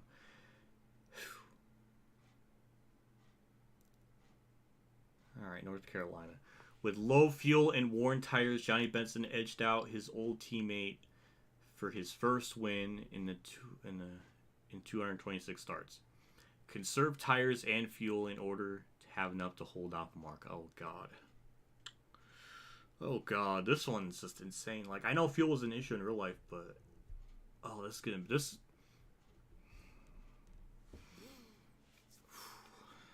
We're gonna have to getting ready for this one. All right, here we go. Let's have Walter take it away. Well, Johnny, at Rockingham, the tires were worn, the gas was low, you had Martin right on your bumper. Take us through those last few laps. I tell you what, the last few laps were pretty interesting, obviously. I mean, we had a pretty good race car. We were able to get up to the front. Keep looking in the mirror. I see Mark Martin there, and I thought, okay, things will be okay. You know, and then I keep looking, okay, Mark's getting a little closer. And then, you know, like I say, he was just right there waiting for me to make a mistake. I don't think he was quite quick enough to beat us, but if I had made a mistake, he'd have been right there. And wasn't sure if I was going to win that race until I got to that line. Did you ever think for a second that you were that close to your first Winston Cup win and you had all these issues, Martin, fuel, tires? Did any of that go through your head, or were you just concentrating on your job? Well, I was concentrating on a job. You know, maybe about 20 laps earlier, I was worried about the fuel and stuff like that. But then once Mark got there, fuel deal's out. Either I'm going to make it or I'm not going to. And we knew it was going to be close, but we were able to obviously get to the end and pull it off. But outside that, man, I was just worried about the road in front of me. I wasn't really watching behind me too much. And, you know, just because I knew it was Mark, I thought, okay, everything will be okay. I'll just run my line, do what I got to do. If he gets there, he gets there. And if he doesn't, that's just good for us. Well, there's 5 laps to go. Johnny's chasing that elusive first NASCAR Winston Cup victory. Let's get in the game and get him the victory.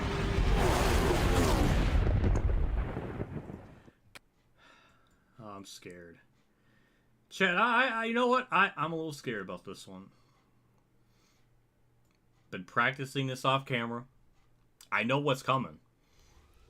I mean, I don't know what it is with this track and the combo with the worn tires. It is just... It's tough. All right, here we go. Let's get to the inside line.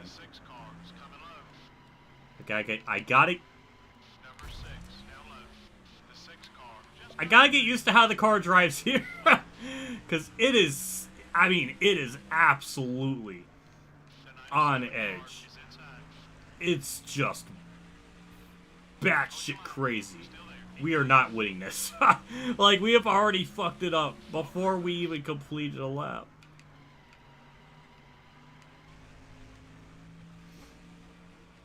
Wow. That, like...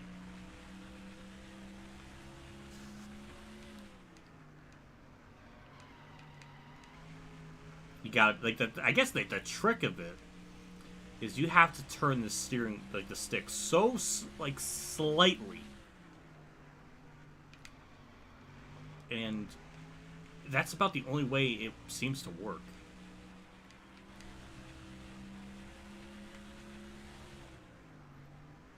Like, once you figure that out, then you see I'm not making that mistake anymore.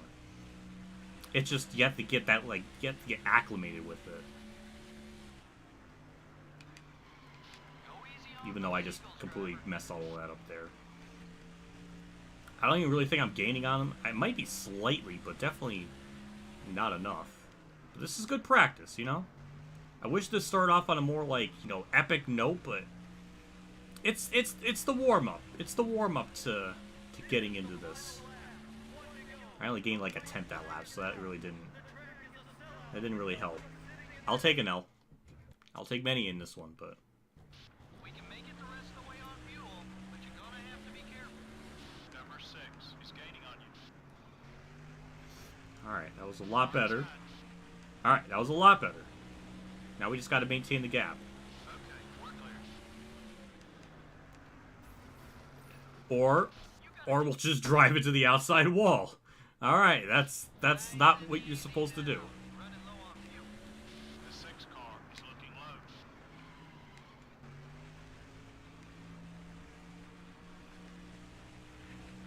I'm just gonna have to just stay on the bottom no matter what. Kurt wants to pass me up high. Oh my god, Mark. That's not very Mark Martin of you to do that. That's a little fucked up. Number 6, it's up high. All clear, buddy. That was kind of cool. Oh, kind of a block. Not really trying to, but it just kind of happened that way. I'm going in these corners way too fast. I gotta calm down. I'm getting too fired up. Now the trick too is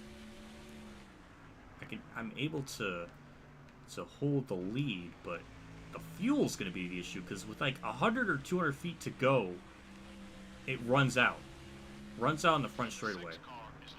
So we need to have at least a couple tenths of a second gap. Like we cannot be side by side. We have to build up a little bit of a gap.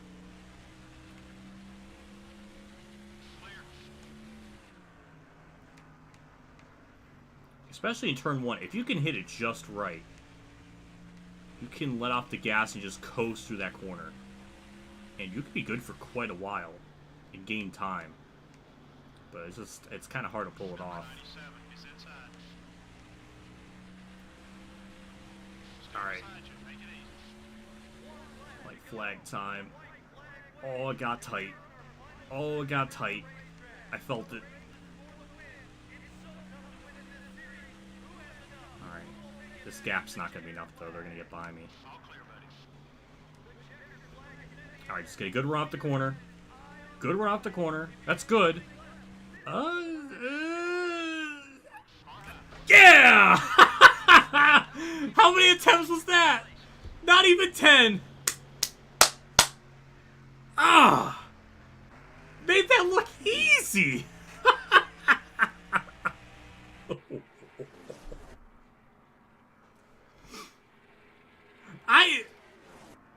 We need to look at a replay. I didn't think I was going to make it on fuel. I gave him so much room because I thought for sure I was gonna lose that. That was ridiculous. I made that look so fucking easy. That wasn't even 10 minutes. That was not even 10 minutes I spent on that. That was, I don't even know. This is such a clickbait stream. I have no idea how many attempts now. It was definitely under 10. That was gross. That's what I said. Like, once you kind of figure out just not getting the slide, you can kind of hold your own. It's just.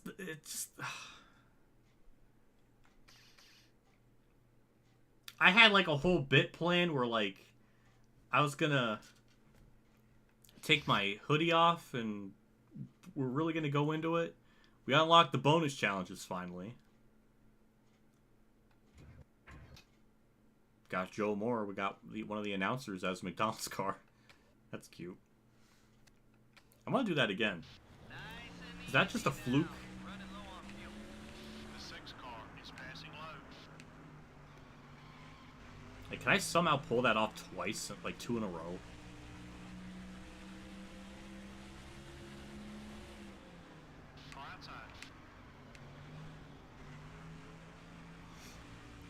I have no idea how. I mean, we barely won it. It was under a 10th.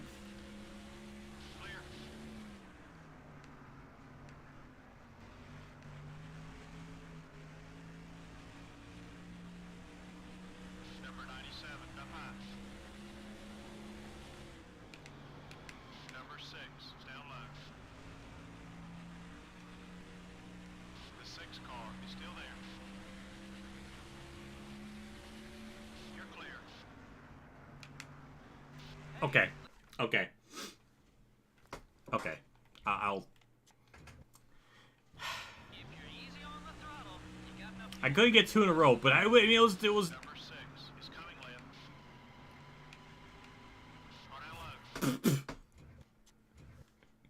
Why am I doing this again? Why am I doing this again?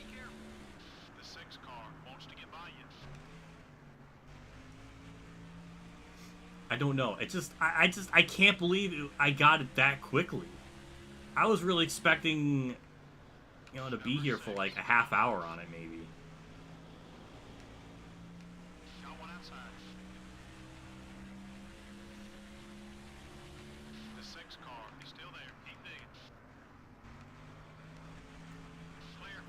Well, Ultimate Dragon, you're forgetting that I am the god among NASCAR gamers. I am just the best that ever was. My ego is in the solar system right now. It is that. It's gigantic.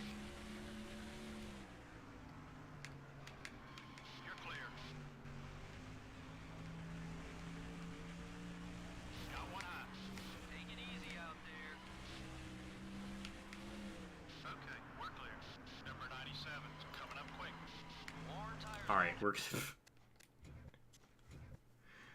Alright.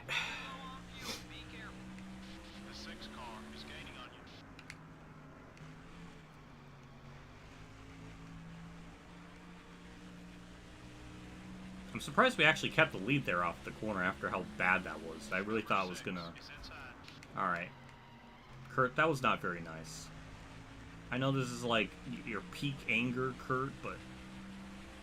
That still was just not nice.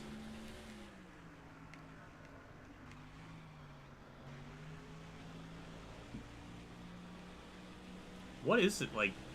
When I'm leading, they always get like a massive run off turn 2. But then when I'm in second, they don't do that anymore. Like, what kind of funky dunk shit is that?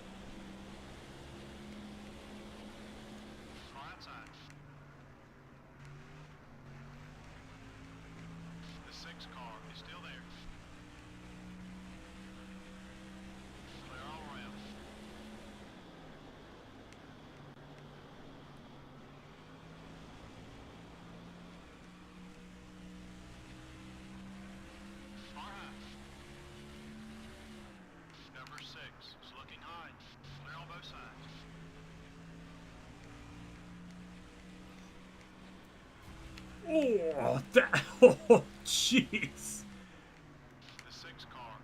Okay. Let's regroup. I don't know how big of a lead I had, like, off turn 4 for that to work.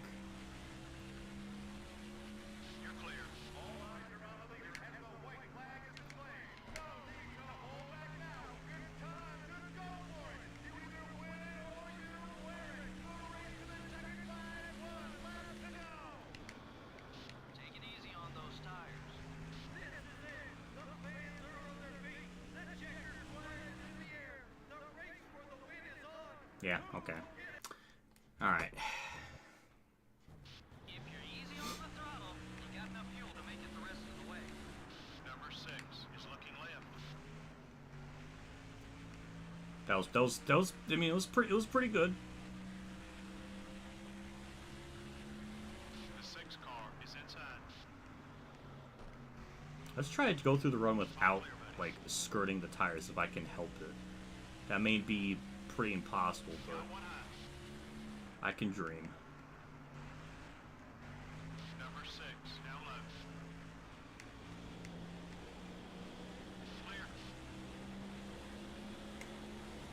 The weird thing is I actually really like this challenge. I mean, it is really hard to drive the car, but it kind of reminds me of, like, the career mode car, when you're, like, trying to get as much as you can out of it, and it's, like, insanely loose. It reminds me of that. So maybe that's why I can kind of... That's why I like it, because it's just so wild. And most people, like, most sane people don't do this.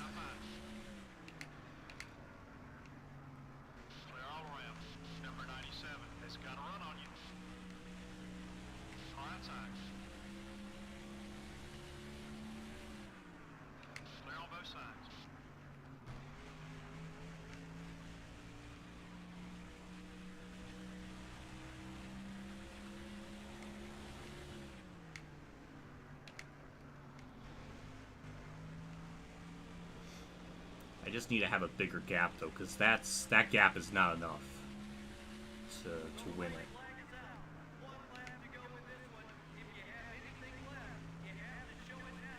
That gets... I mean, that might be it. I mean, that's a massive gap. Oh, we'll get a good launch off the corner. This has to be... We gotta win this one. Don't... That was even better than the other one. By a 10th. Alright, hey. I'll leave it at that. I'll leave it at that. That was pretty good. No, I meant to quit. No, I'm done. I'm done. I'm not. Okay. Okay, phew. Alright, let's save that, because I want to make sure I have this on record.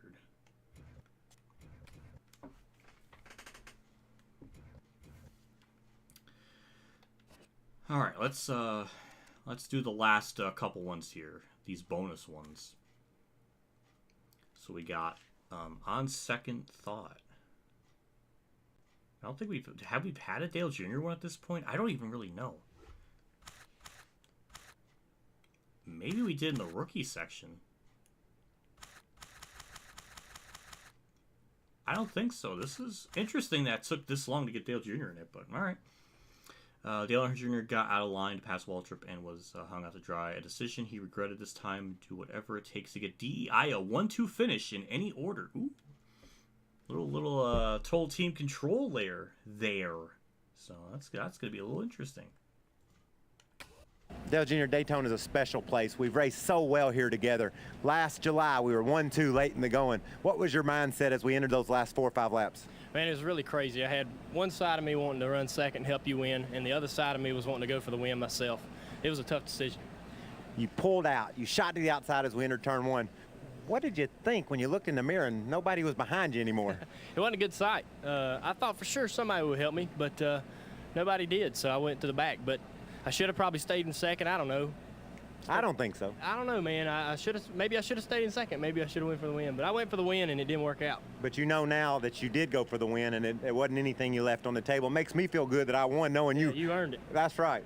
Here's your challenge. Dale Jr.'s running second to me late in the going. Can you pull off a 1-2 finish for DEI? Do whatever it takes and get in the game. A bit of a weird transition there. The closing fade effect kind of was overlapping Waltrip's dialogue there. I don't know what that was about. I don't know what the backstory was behind that or why that occurred that way. But this one's, I don't know if this is going to be tough or not. I don't think I've ever really, I think I've done these once 15 years ago. So. Okay, you can do this. One more pass. We're in the lead. So I guess we'll just kind of just draft with them and just kind of keep them up front and then try to make a pass at the end. I guess. See if this works. But he's got to go the inside. Okay, perfect. It's interesting to think that the other competitors in the real life race at the time, when Junior went up high, they didn't go with them because, people now renowned him as he is, but it's interesting that they wouldn't go with him because he was always the person, at least when I was growing up, always the type of person people would follow at a restricted plate.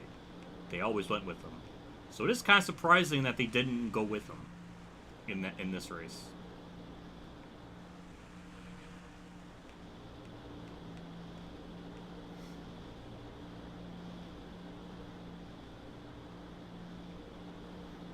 Waltrip, stay at the bottom. Perfect. He's doing, I mean, he's doing exactly what he needs to do.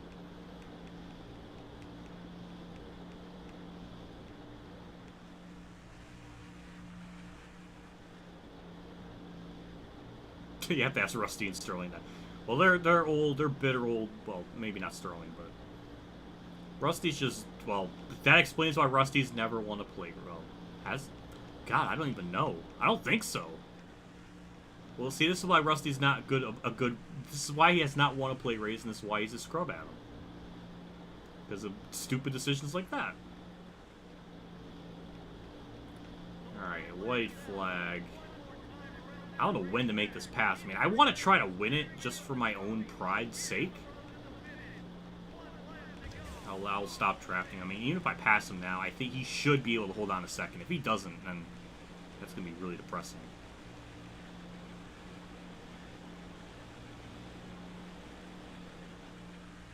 There we go. We'll cut down low. And are we going to clear Waltrip? Yes, we will. Perfect. Might have to do a little blocky do off turn 4, but... Alright, that was... I mean, that's about how we drew it. That was perfect. That was exactly how we drew it up. 1-2. Nice. That was straightforward.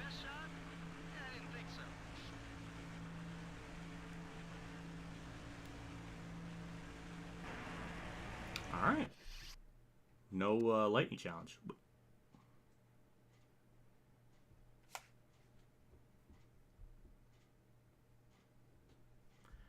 What?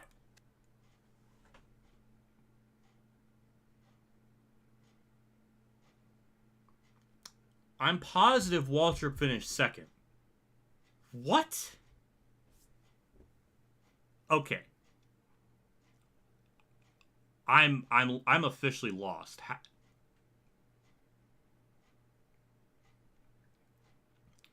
I'm positive Waltrip was second. The game just flat out goofed. It's no one's fault. It's not my fault. That's just the game being stupid. There's no other word around it. Alright, we'll do that again. I don't know what I'm doing there, but that's not drafting with them. Now I have to restart after I win, but in a different fashion.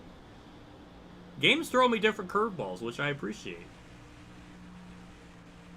Oh god, no, I don't want to pass it yet.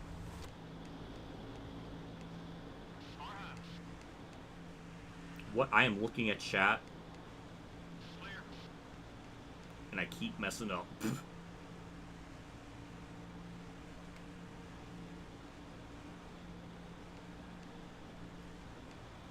Alright, let's try to build a gap on everyone because I'm pretty sure, I mean, we had such a gap that by the time I made the pass on and everything.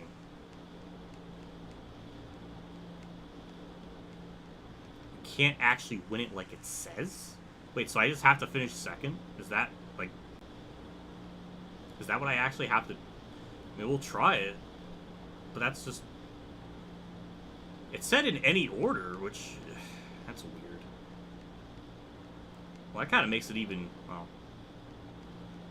I guess it was kind of easy to begin with, but... Now it's more easy.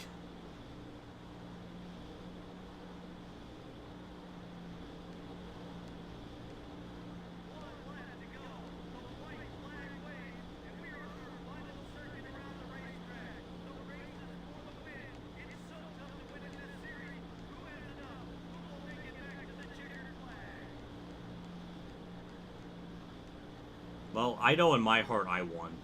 I did everything I needed to.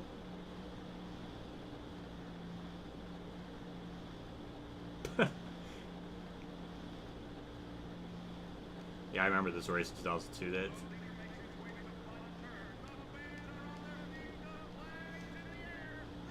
Alright, well. I feel like fans are going to start throwing stuff anyways because I just gave Waltrip a win. I didn't even try. I think fans would still probably throw stuff at me. Alright. Do we win? 69 1000. That's adorable. Okay, all right. We got it. Benny Parsons. Nice. Okay. That just doesn't make any sense because we did exactly what we needed to and it still fucked it up. Whatever. All right, we're good. Another one. Jesus, there are only 1, 2. So there's only 3 of these? Yeah, there's only. I thought there was like 4 or 5. Okay. All right. Well, that makes it easier. I mean, we're right at the end of all this then. So we got 4 new Eagles. Even with 4 fresh tires, Dale Jarrett lost the battle for the win with Matt Kenseth in the 2002 Michigan race. Can you fight through the pack from 10th to get Jarrett the win with 5? Okay, we could do it. We could do it. I trust myself.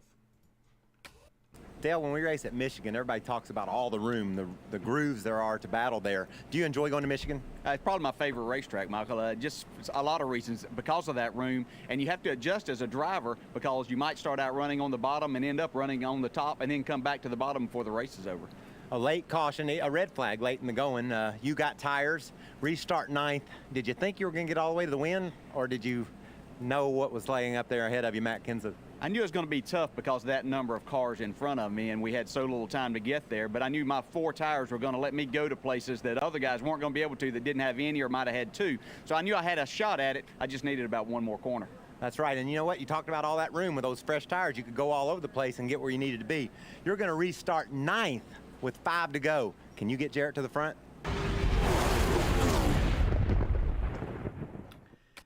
Yeah, Dale Jarrett sounds the same.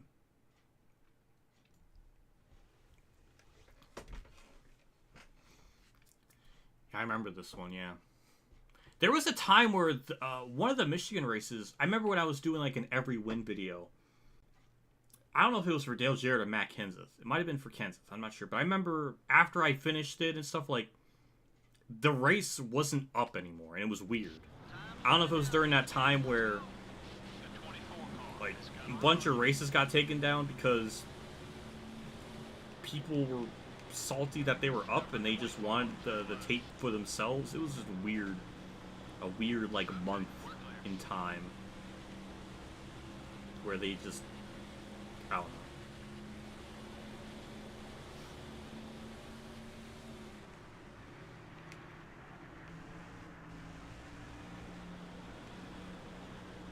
Well, so far that first lap was completely unproductive. Rusty's throwing some, typical Rusty blocks. The 2 car up high. Still beside you. Number 2 is still there. Ooh, a little bit of contact. Okay, this is definitely a little bit tougher than what I was expecting.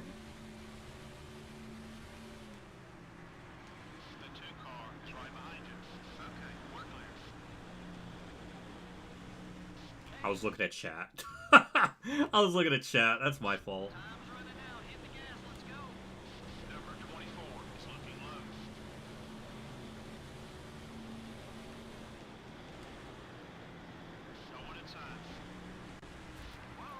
Whoa, whoa, whoa, whoa. Johnny Benson, hi. Ass ahoy.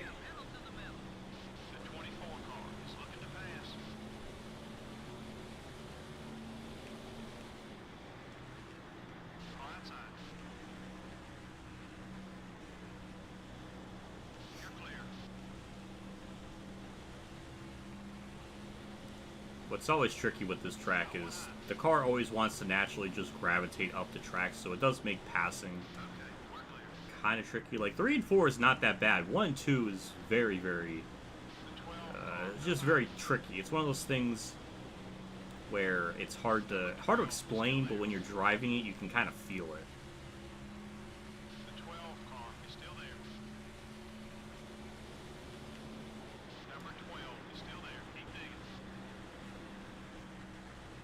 right there, it just wants to go up the track, and I just drove. I'm sorry, Newman.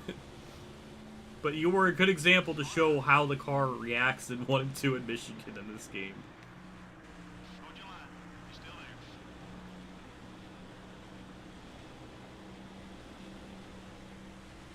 Oh, ultra high. Oh.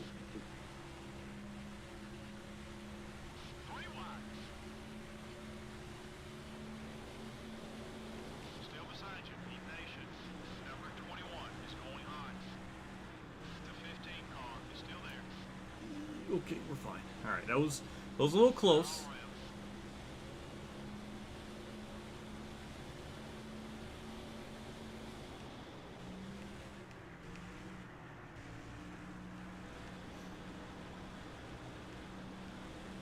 Oh, that run, though. That run. That was good. Wow, look at that. Look at that. Ew. Ugh. That was... Oh, Kurt. Hi. Oh. Jeez. All right, we'll I almost said Wasp Chastain it. God damn it. Fine, we'll do it. Ugh. Jeez, I just threw all that away.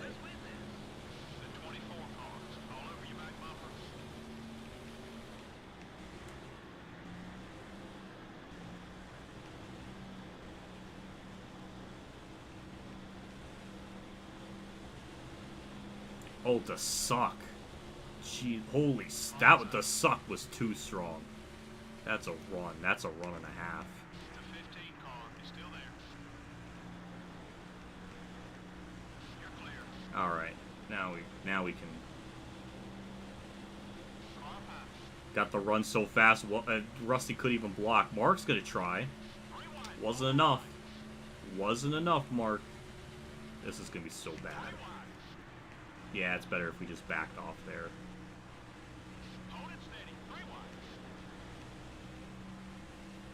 That's 4 wide. Never mind. I saw that for a split second.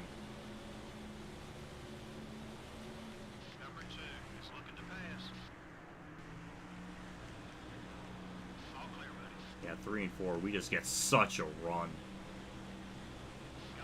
Then the draft. Oh, it's glorious.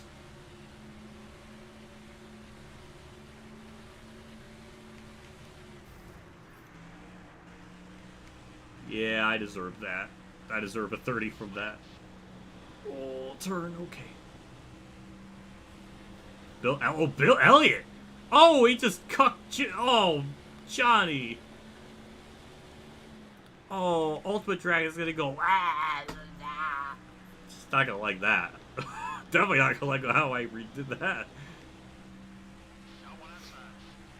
Oh, I might have inadvertently cucked Johnny Benson out of a good finish. God damn it.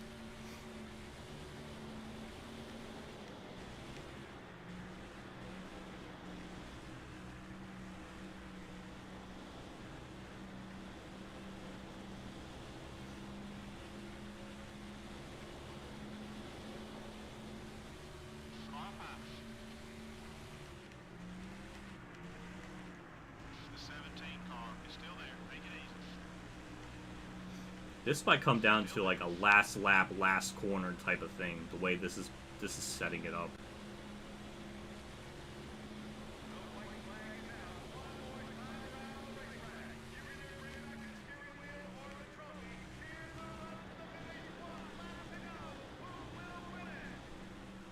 Oh my God! The thing got so freaking tight. Okay, let's. We're just gonna have to bank on getting a massive run off this corner. Kenseth, no.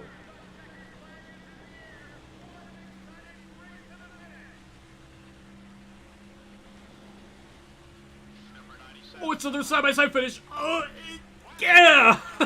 Jeez. Oh my God. Oh, and Johnny didn't even get a top 10. God. Why?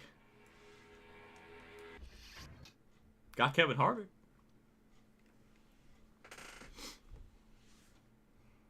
Was that like our fourth like side-by-side photo finish?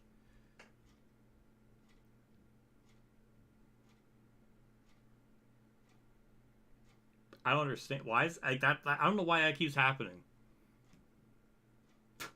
Why is this so epic? I don't know. Don't restart.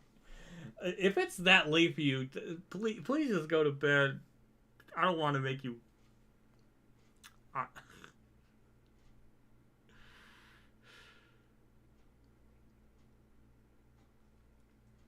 Oh my God. Don't go. We'll leave it. That was too epic. I'm sorry to Ultimate Dragon and Johnny Benson, because I might have inadvertently destroyed them. But we got one more challenge left.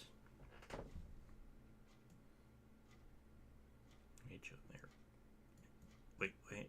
There we go. So we got Lapper at Richmond. At one point, Matt Kenseth was 2 laps down, but still pushed hard to win his 4th race of 2002 at Richmond. Stanley lap before the caution drops and finish 25th in 3 laps to win the challenge. I said something about a giraffe. I don't know. I don't know. I don't know. I don't know. I don't know what I was saying then. Well, we'll have this one. I don't know how this is gonna. We'll see how it goes. Matt, Richmond last fall was a wild night for you. Yeah, it was exciting for us. We had 2 blown tires, and still came back to win. What happens? What's your mentality? Does your game plan change any once you go a lap down or 2? Or are you on the gas wide open every lap, so no matter what you are? Well, for me, I get really frustrated, but yeah, you try hard, and you probably tend to overdrive your car more, and try to get your laps back. But it definitely frustrates you when it happens. What about your car that day? Were you fighting any problems with it? Why did it keep blowing tires? That's a good question, something we really never figured out. I think we were just too low on air pressure in the right front, so we put air pressure in the right front and tried to be careful with them when they were new, and other than that, our car handled perfect all night. How often do you get a dominant car like that? That car was right. Not very often, and when you get them, you definitely hate to lose when you have them. So when you have them, you definitely want to take advantage of it and win with them. So it don't happen very often like that, especially at short tracks for me. So that car really ran good all night. Well, listen, Matt's a couple laps down. He's on the inside. You need to get your lap back and stay ahead of the leader for 3 or 4 laps till the caution comes out. Let's see if you can get in the game and do what Matt did.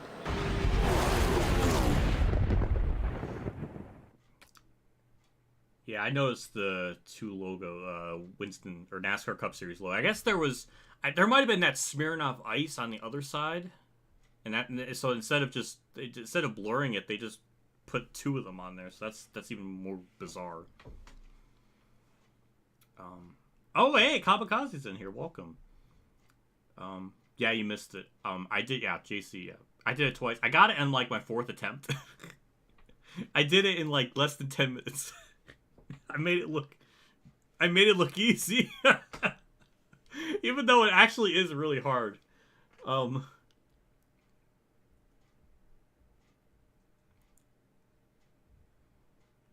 right. Here we go. Last challenge.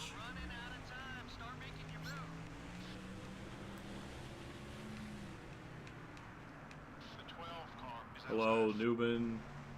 Goodbye, Newman. Nope, nipped the wall a little bit. I forget how damn tight this thing is. My lord.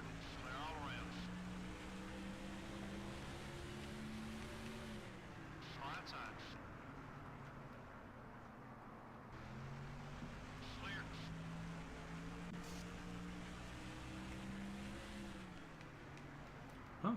They must have simulated the actual, like, a wreck, because the field order is all messed up. Or, I mean, oh, that's cool. I didn't know they would do that. That's kind of neat.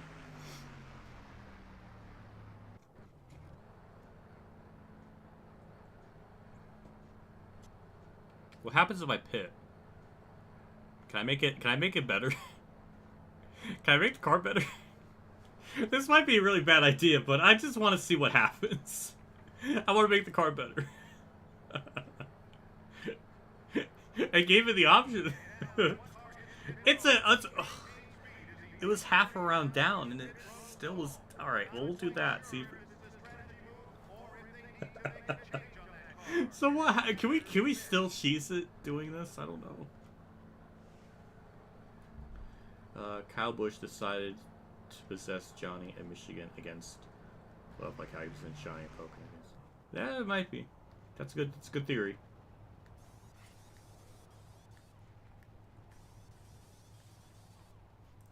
It is weird how they can't have... They can say it, but they can't have it on the thing. I don't understand that. That's weird.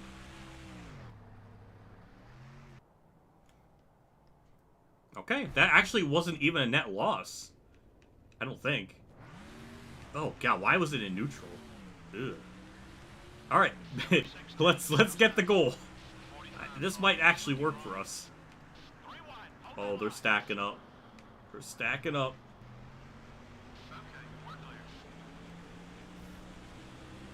All right, we got the 25th. We got our goal. Oh my god, the car didn't turn. Did my adjustments do nothing to the car?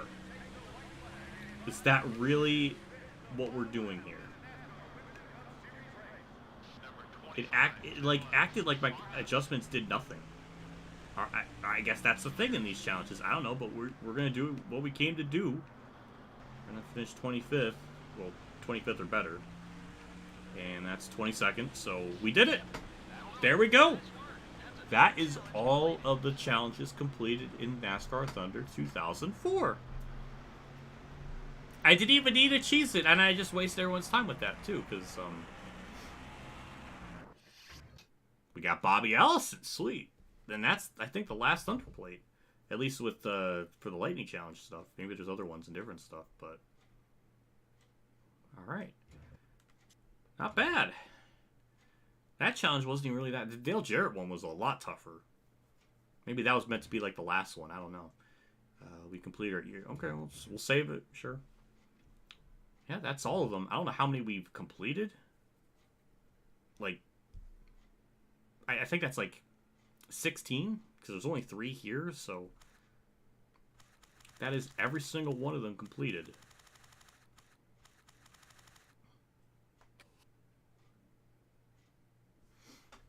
Alright, see our progress, and this Thunder 04 stuff, I don't think it's completely over yet. There's a couple of things I did want to do. I was going to do a kind of like a 100% custom season. I don't know why it put me to Ken Strader right away, but it's not bad. But we'll go down quickie because he's my boy. But what I wanted to do was do basically a fantasy season with the fantasy tracks. So we'll go to like Daytona Beach, Daytona Infield for like all 100% races. The only problem is I don't have all of them yet. Daytona Infield I don't have, which I'm assuming I just have to win like a race now, and then it would unlock, I'm assuming. I don't have Homestead Infield. New York, I got that. I got Phoenix, I got Pocono, Sawmill, Talladega Infield, Texas Infield, and I got Turbine. So I'm only missing 2. And I'm assuming I just have to run, like, Daytona, like, off camera?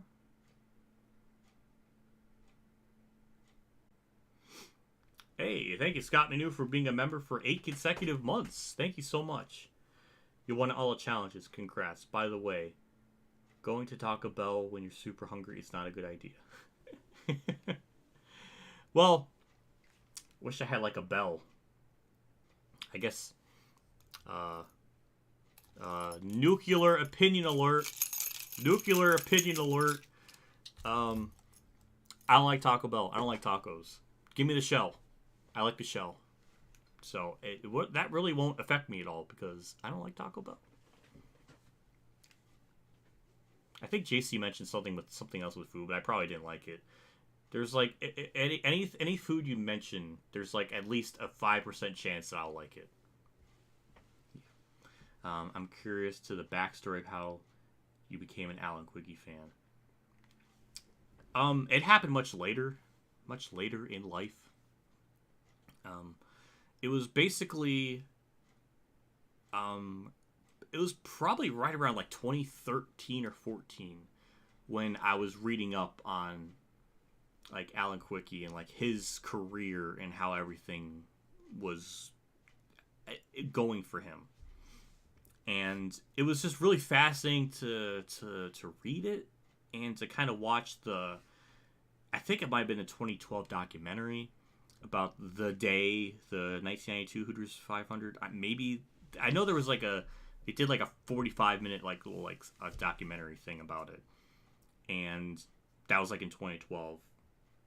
And I remember just being fascinated with the story, and I wanted to kind of read up more about it and just his career.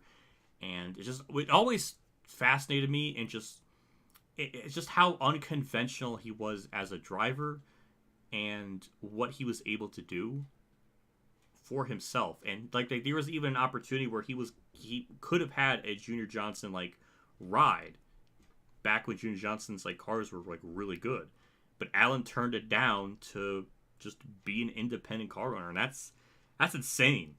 I mean, that's about the equivalent of, you know, nowadays where, you know, like Penske offering you a ride and you turn it down to run your own team. Like, that's insane. And it's such a fascinating story, and I've always really respected him. And he went out like a G. He went out like an absolute Chad. He thought, I can't defend my title if I'm not alive. So he yeeted himself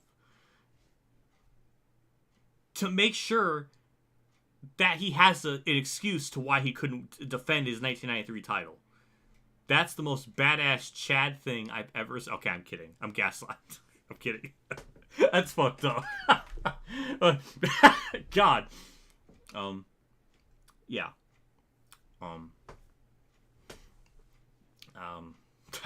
I tried for so long without trying to laugh. But yeah. Did I ever see the Tim Richmond 30 for 30? Yes. In fact, with the Tim Richmond 30 for 30, I actually have the DVD of it somewhere. I don't know where it is. It's might be lost, but I love that. When I did the Every Win for Tim Richmond like video, I used a couple of, I smacked my hand into my mouth. That was embarrassing. But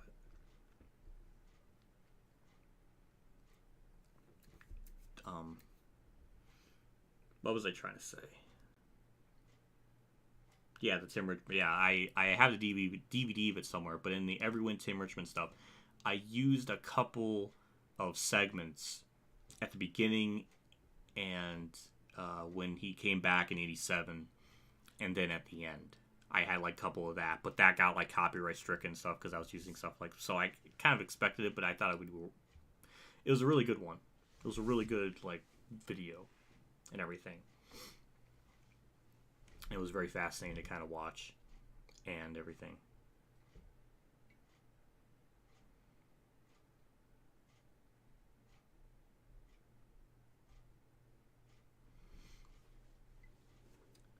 But yeah.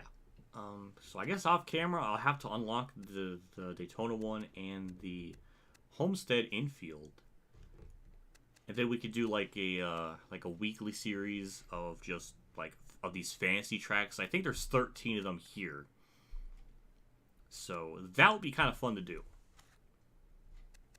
And maybe have it bleed into the before the season starts, but I might have to do a couple like 2 a week to make up for it because I know I'm late to it. I've been waiting for the Heat 5 2022 DLC to come out because I wanted to do weekly streams of that, but that hasn't come out, and I don't know if it ever will. It probably will because there's some beta update in like the Steam files that they're like trying to put in, so it seems like that's gonna happen at some point. But yeah, so yeah, JC, we're gonna go to frickin' Sawmill. The track you chose. Oh my god! The track you chose me and Dale to race at, and you made everyone DNF.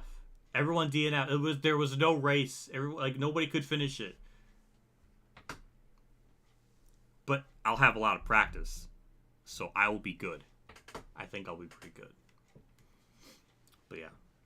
You saw Days of Thunder in theaters? Oh, that's amazing. Oh, that's really cool.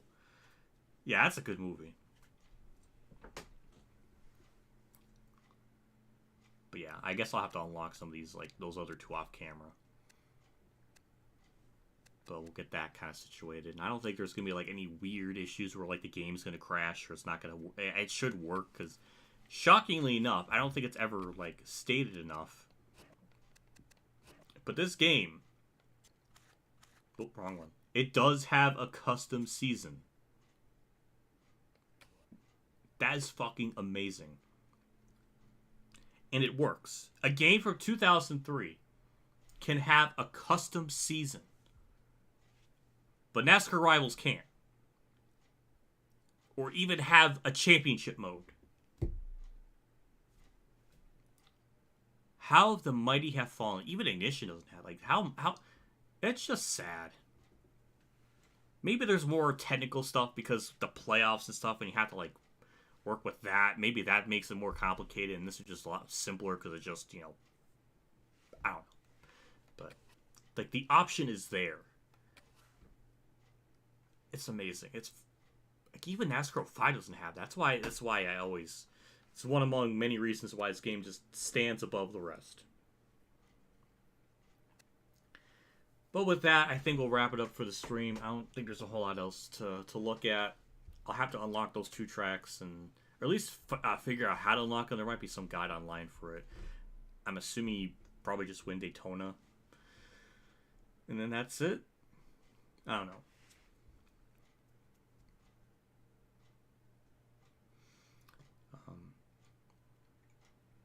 But yeah.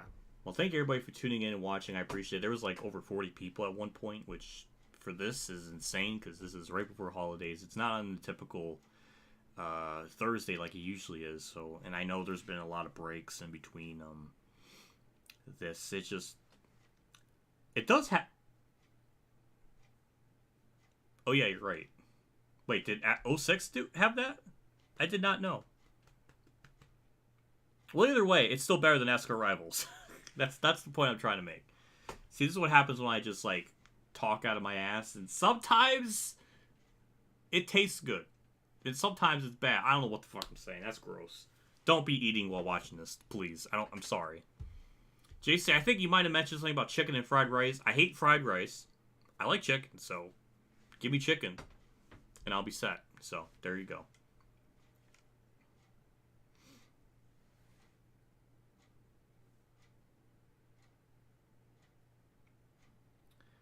Thunder 2002 NASCAR. They all have custom seasons. Boy, I feel stupid. Oh, that's embarrassing. Still better than NASCAR Rivals. That game really pisses me off. That game really pisses me off. Like, when I get to that point, there'll be a rant. I mean, I'm gonna be really fucking pissed because that's worse than like when Heat 5 was launched and when you can DNF and win yourself a championship. It's almost as stupid as it might be even worse because it's just like you can only do one season. It's like, well, what the fuck's the point? Why even give you anything like with R&D stuff if it just means nothing? I saw a car there in the little thing there that was like whited out, like it was like a pending sponsor thing. I don't know what that was about. I just noticed that. That was weird. I don't know. But yeah, when we get... And, like... And the thing is, like... Like, I can't just skip the last race in that season. I have to run it. I don't know. It's stupid. Oh, God. It's so sad. It's sad that the state NASCAR games that are in right now. It's really fucking depressing. Thank God we have World of Outlaw Star Racing. Thank God we have that, because that is such a fun game. It's hard as shit, and it stresses me out, but it's good. It's fun. AI is probably need a little bit tweaking so they don't like.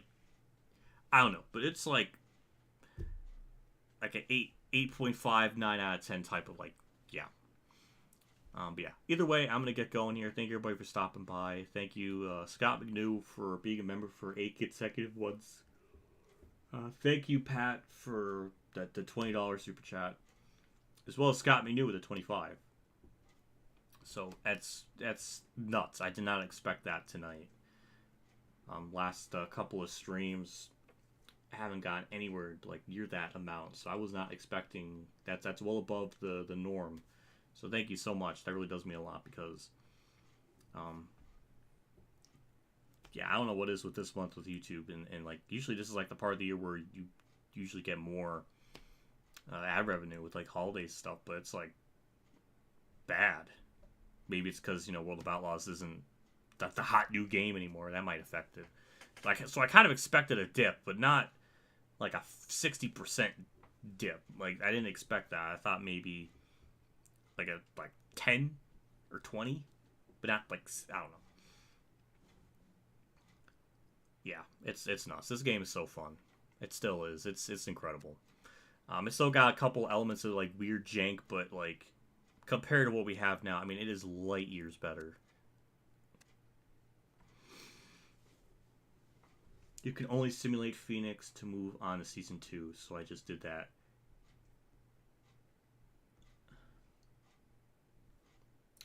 Had a pop pimple because I had to get my anger out somehow. That is absolutely fucked in so many ways. So you can win at Martinsville and win a championship. That's such a mess. That's so pathetic. Like, no one beta tested the game to not experience that. I'm sorry. It's just, that's awful. I feel like I'm seeing different like camera angles for this now that I've unlocked like all the paint scheme or all the fantasy drivers. I don't know. I'm just seeing stuff I'm not used to seeing here. I don't know. Does that change? Is that like another weird nuance thing that I just didn't know? Is there more secrets about this game that I don't know of? That's the what. This game is 20 fucking years and I'm still like discovering like random like oddities and not oddities but like weird. I don't know.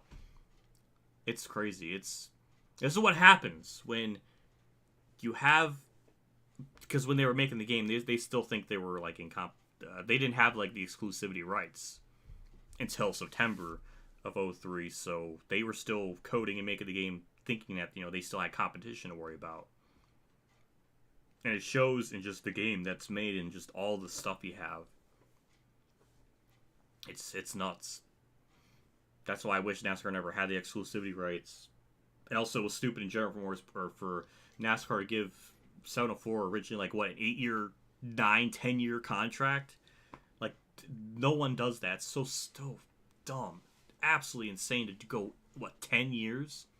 Have a 10-year fucking contract? That's ridiculous. Like, I can understand 2 to 3, but not 8 or not 9 or 10 when they did that back in like 2019 or something. That was ridiculous. And now we're just like in this fucking rut until Motorsport Games like just dies, which secret, Brian France is one of the shareholders and backing them, so I mean, I feel like they'll always find a way to get out of a hole. They just like magic. I remember there was like some random article where like it came out that they just like all of a sudden gained like $3.4 million, and it's like, well, Brian France's fucking deep fucking pockets was able to get it. Like, and it's not even like a conspiracy or anything. Like, it's out there. Disco Inferno made a really good point, video about it, and yeah, so that could explain how they're still around. That, in my opinion, if he's getting backed by someone like him. It's just wild. Absolutely freaking wild. Yeah. They're gonna the company will go down like kicking and screaming. Like they will hold on to that right as long as they possibly can.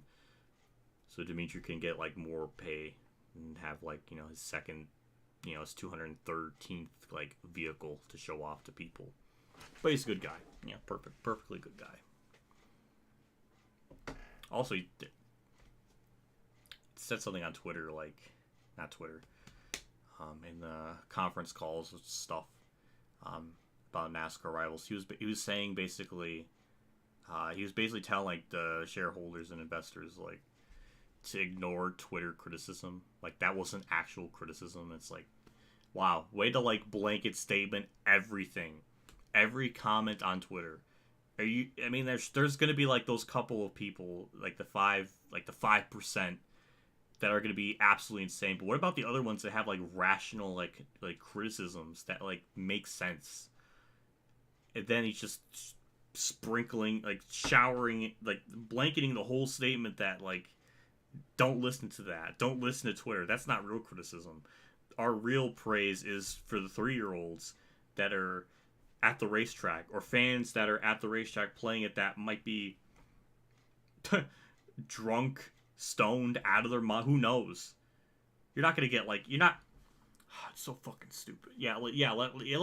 Let's get their let's get fan feedback at a racetrack from just people just wanting to just waste and kill time. It's like, basically, it's like if you go to a convention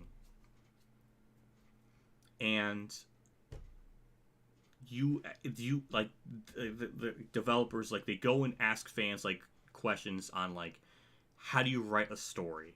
How do you do that? Like, how does that work? What makes a compelling story? On the spot, on the fly. Most people aren't gonna think right off the bat, like, you know, the nuance of a story and how things work, and you're not gonna get that at a convention like that, where people are just super mega uber fanboys of like a particular thing. Like, you're not gonna get valuable input from a fucking, you know, going to it's ludicrous. Then like said something about like how their eyes were wide. It's just bullshit. All just talk. All like hype talk.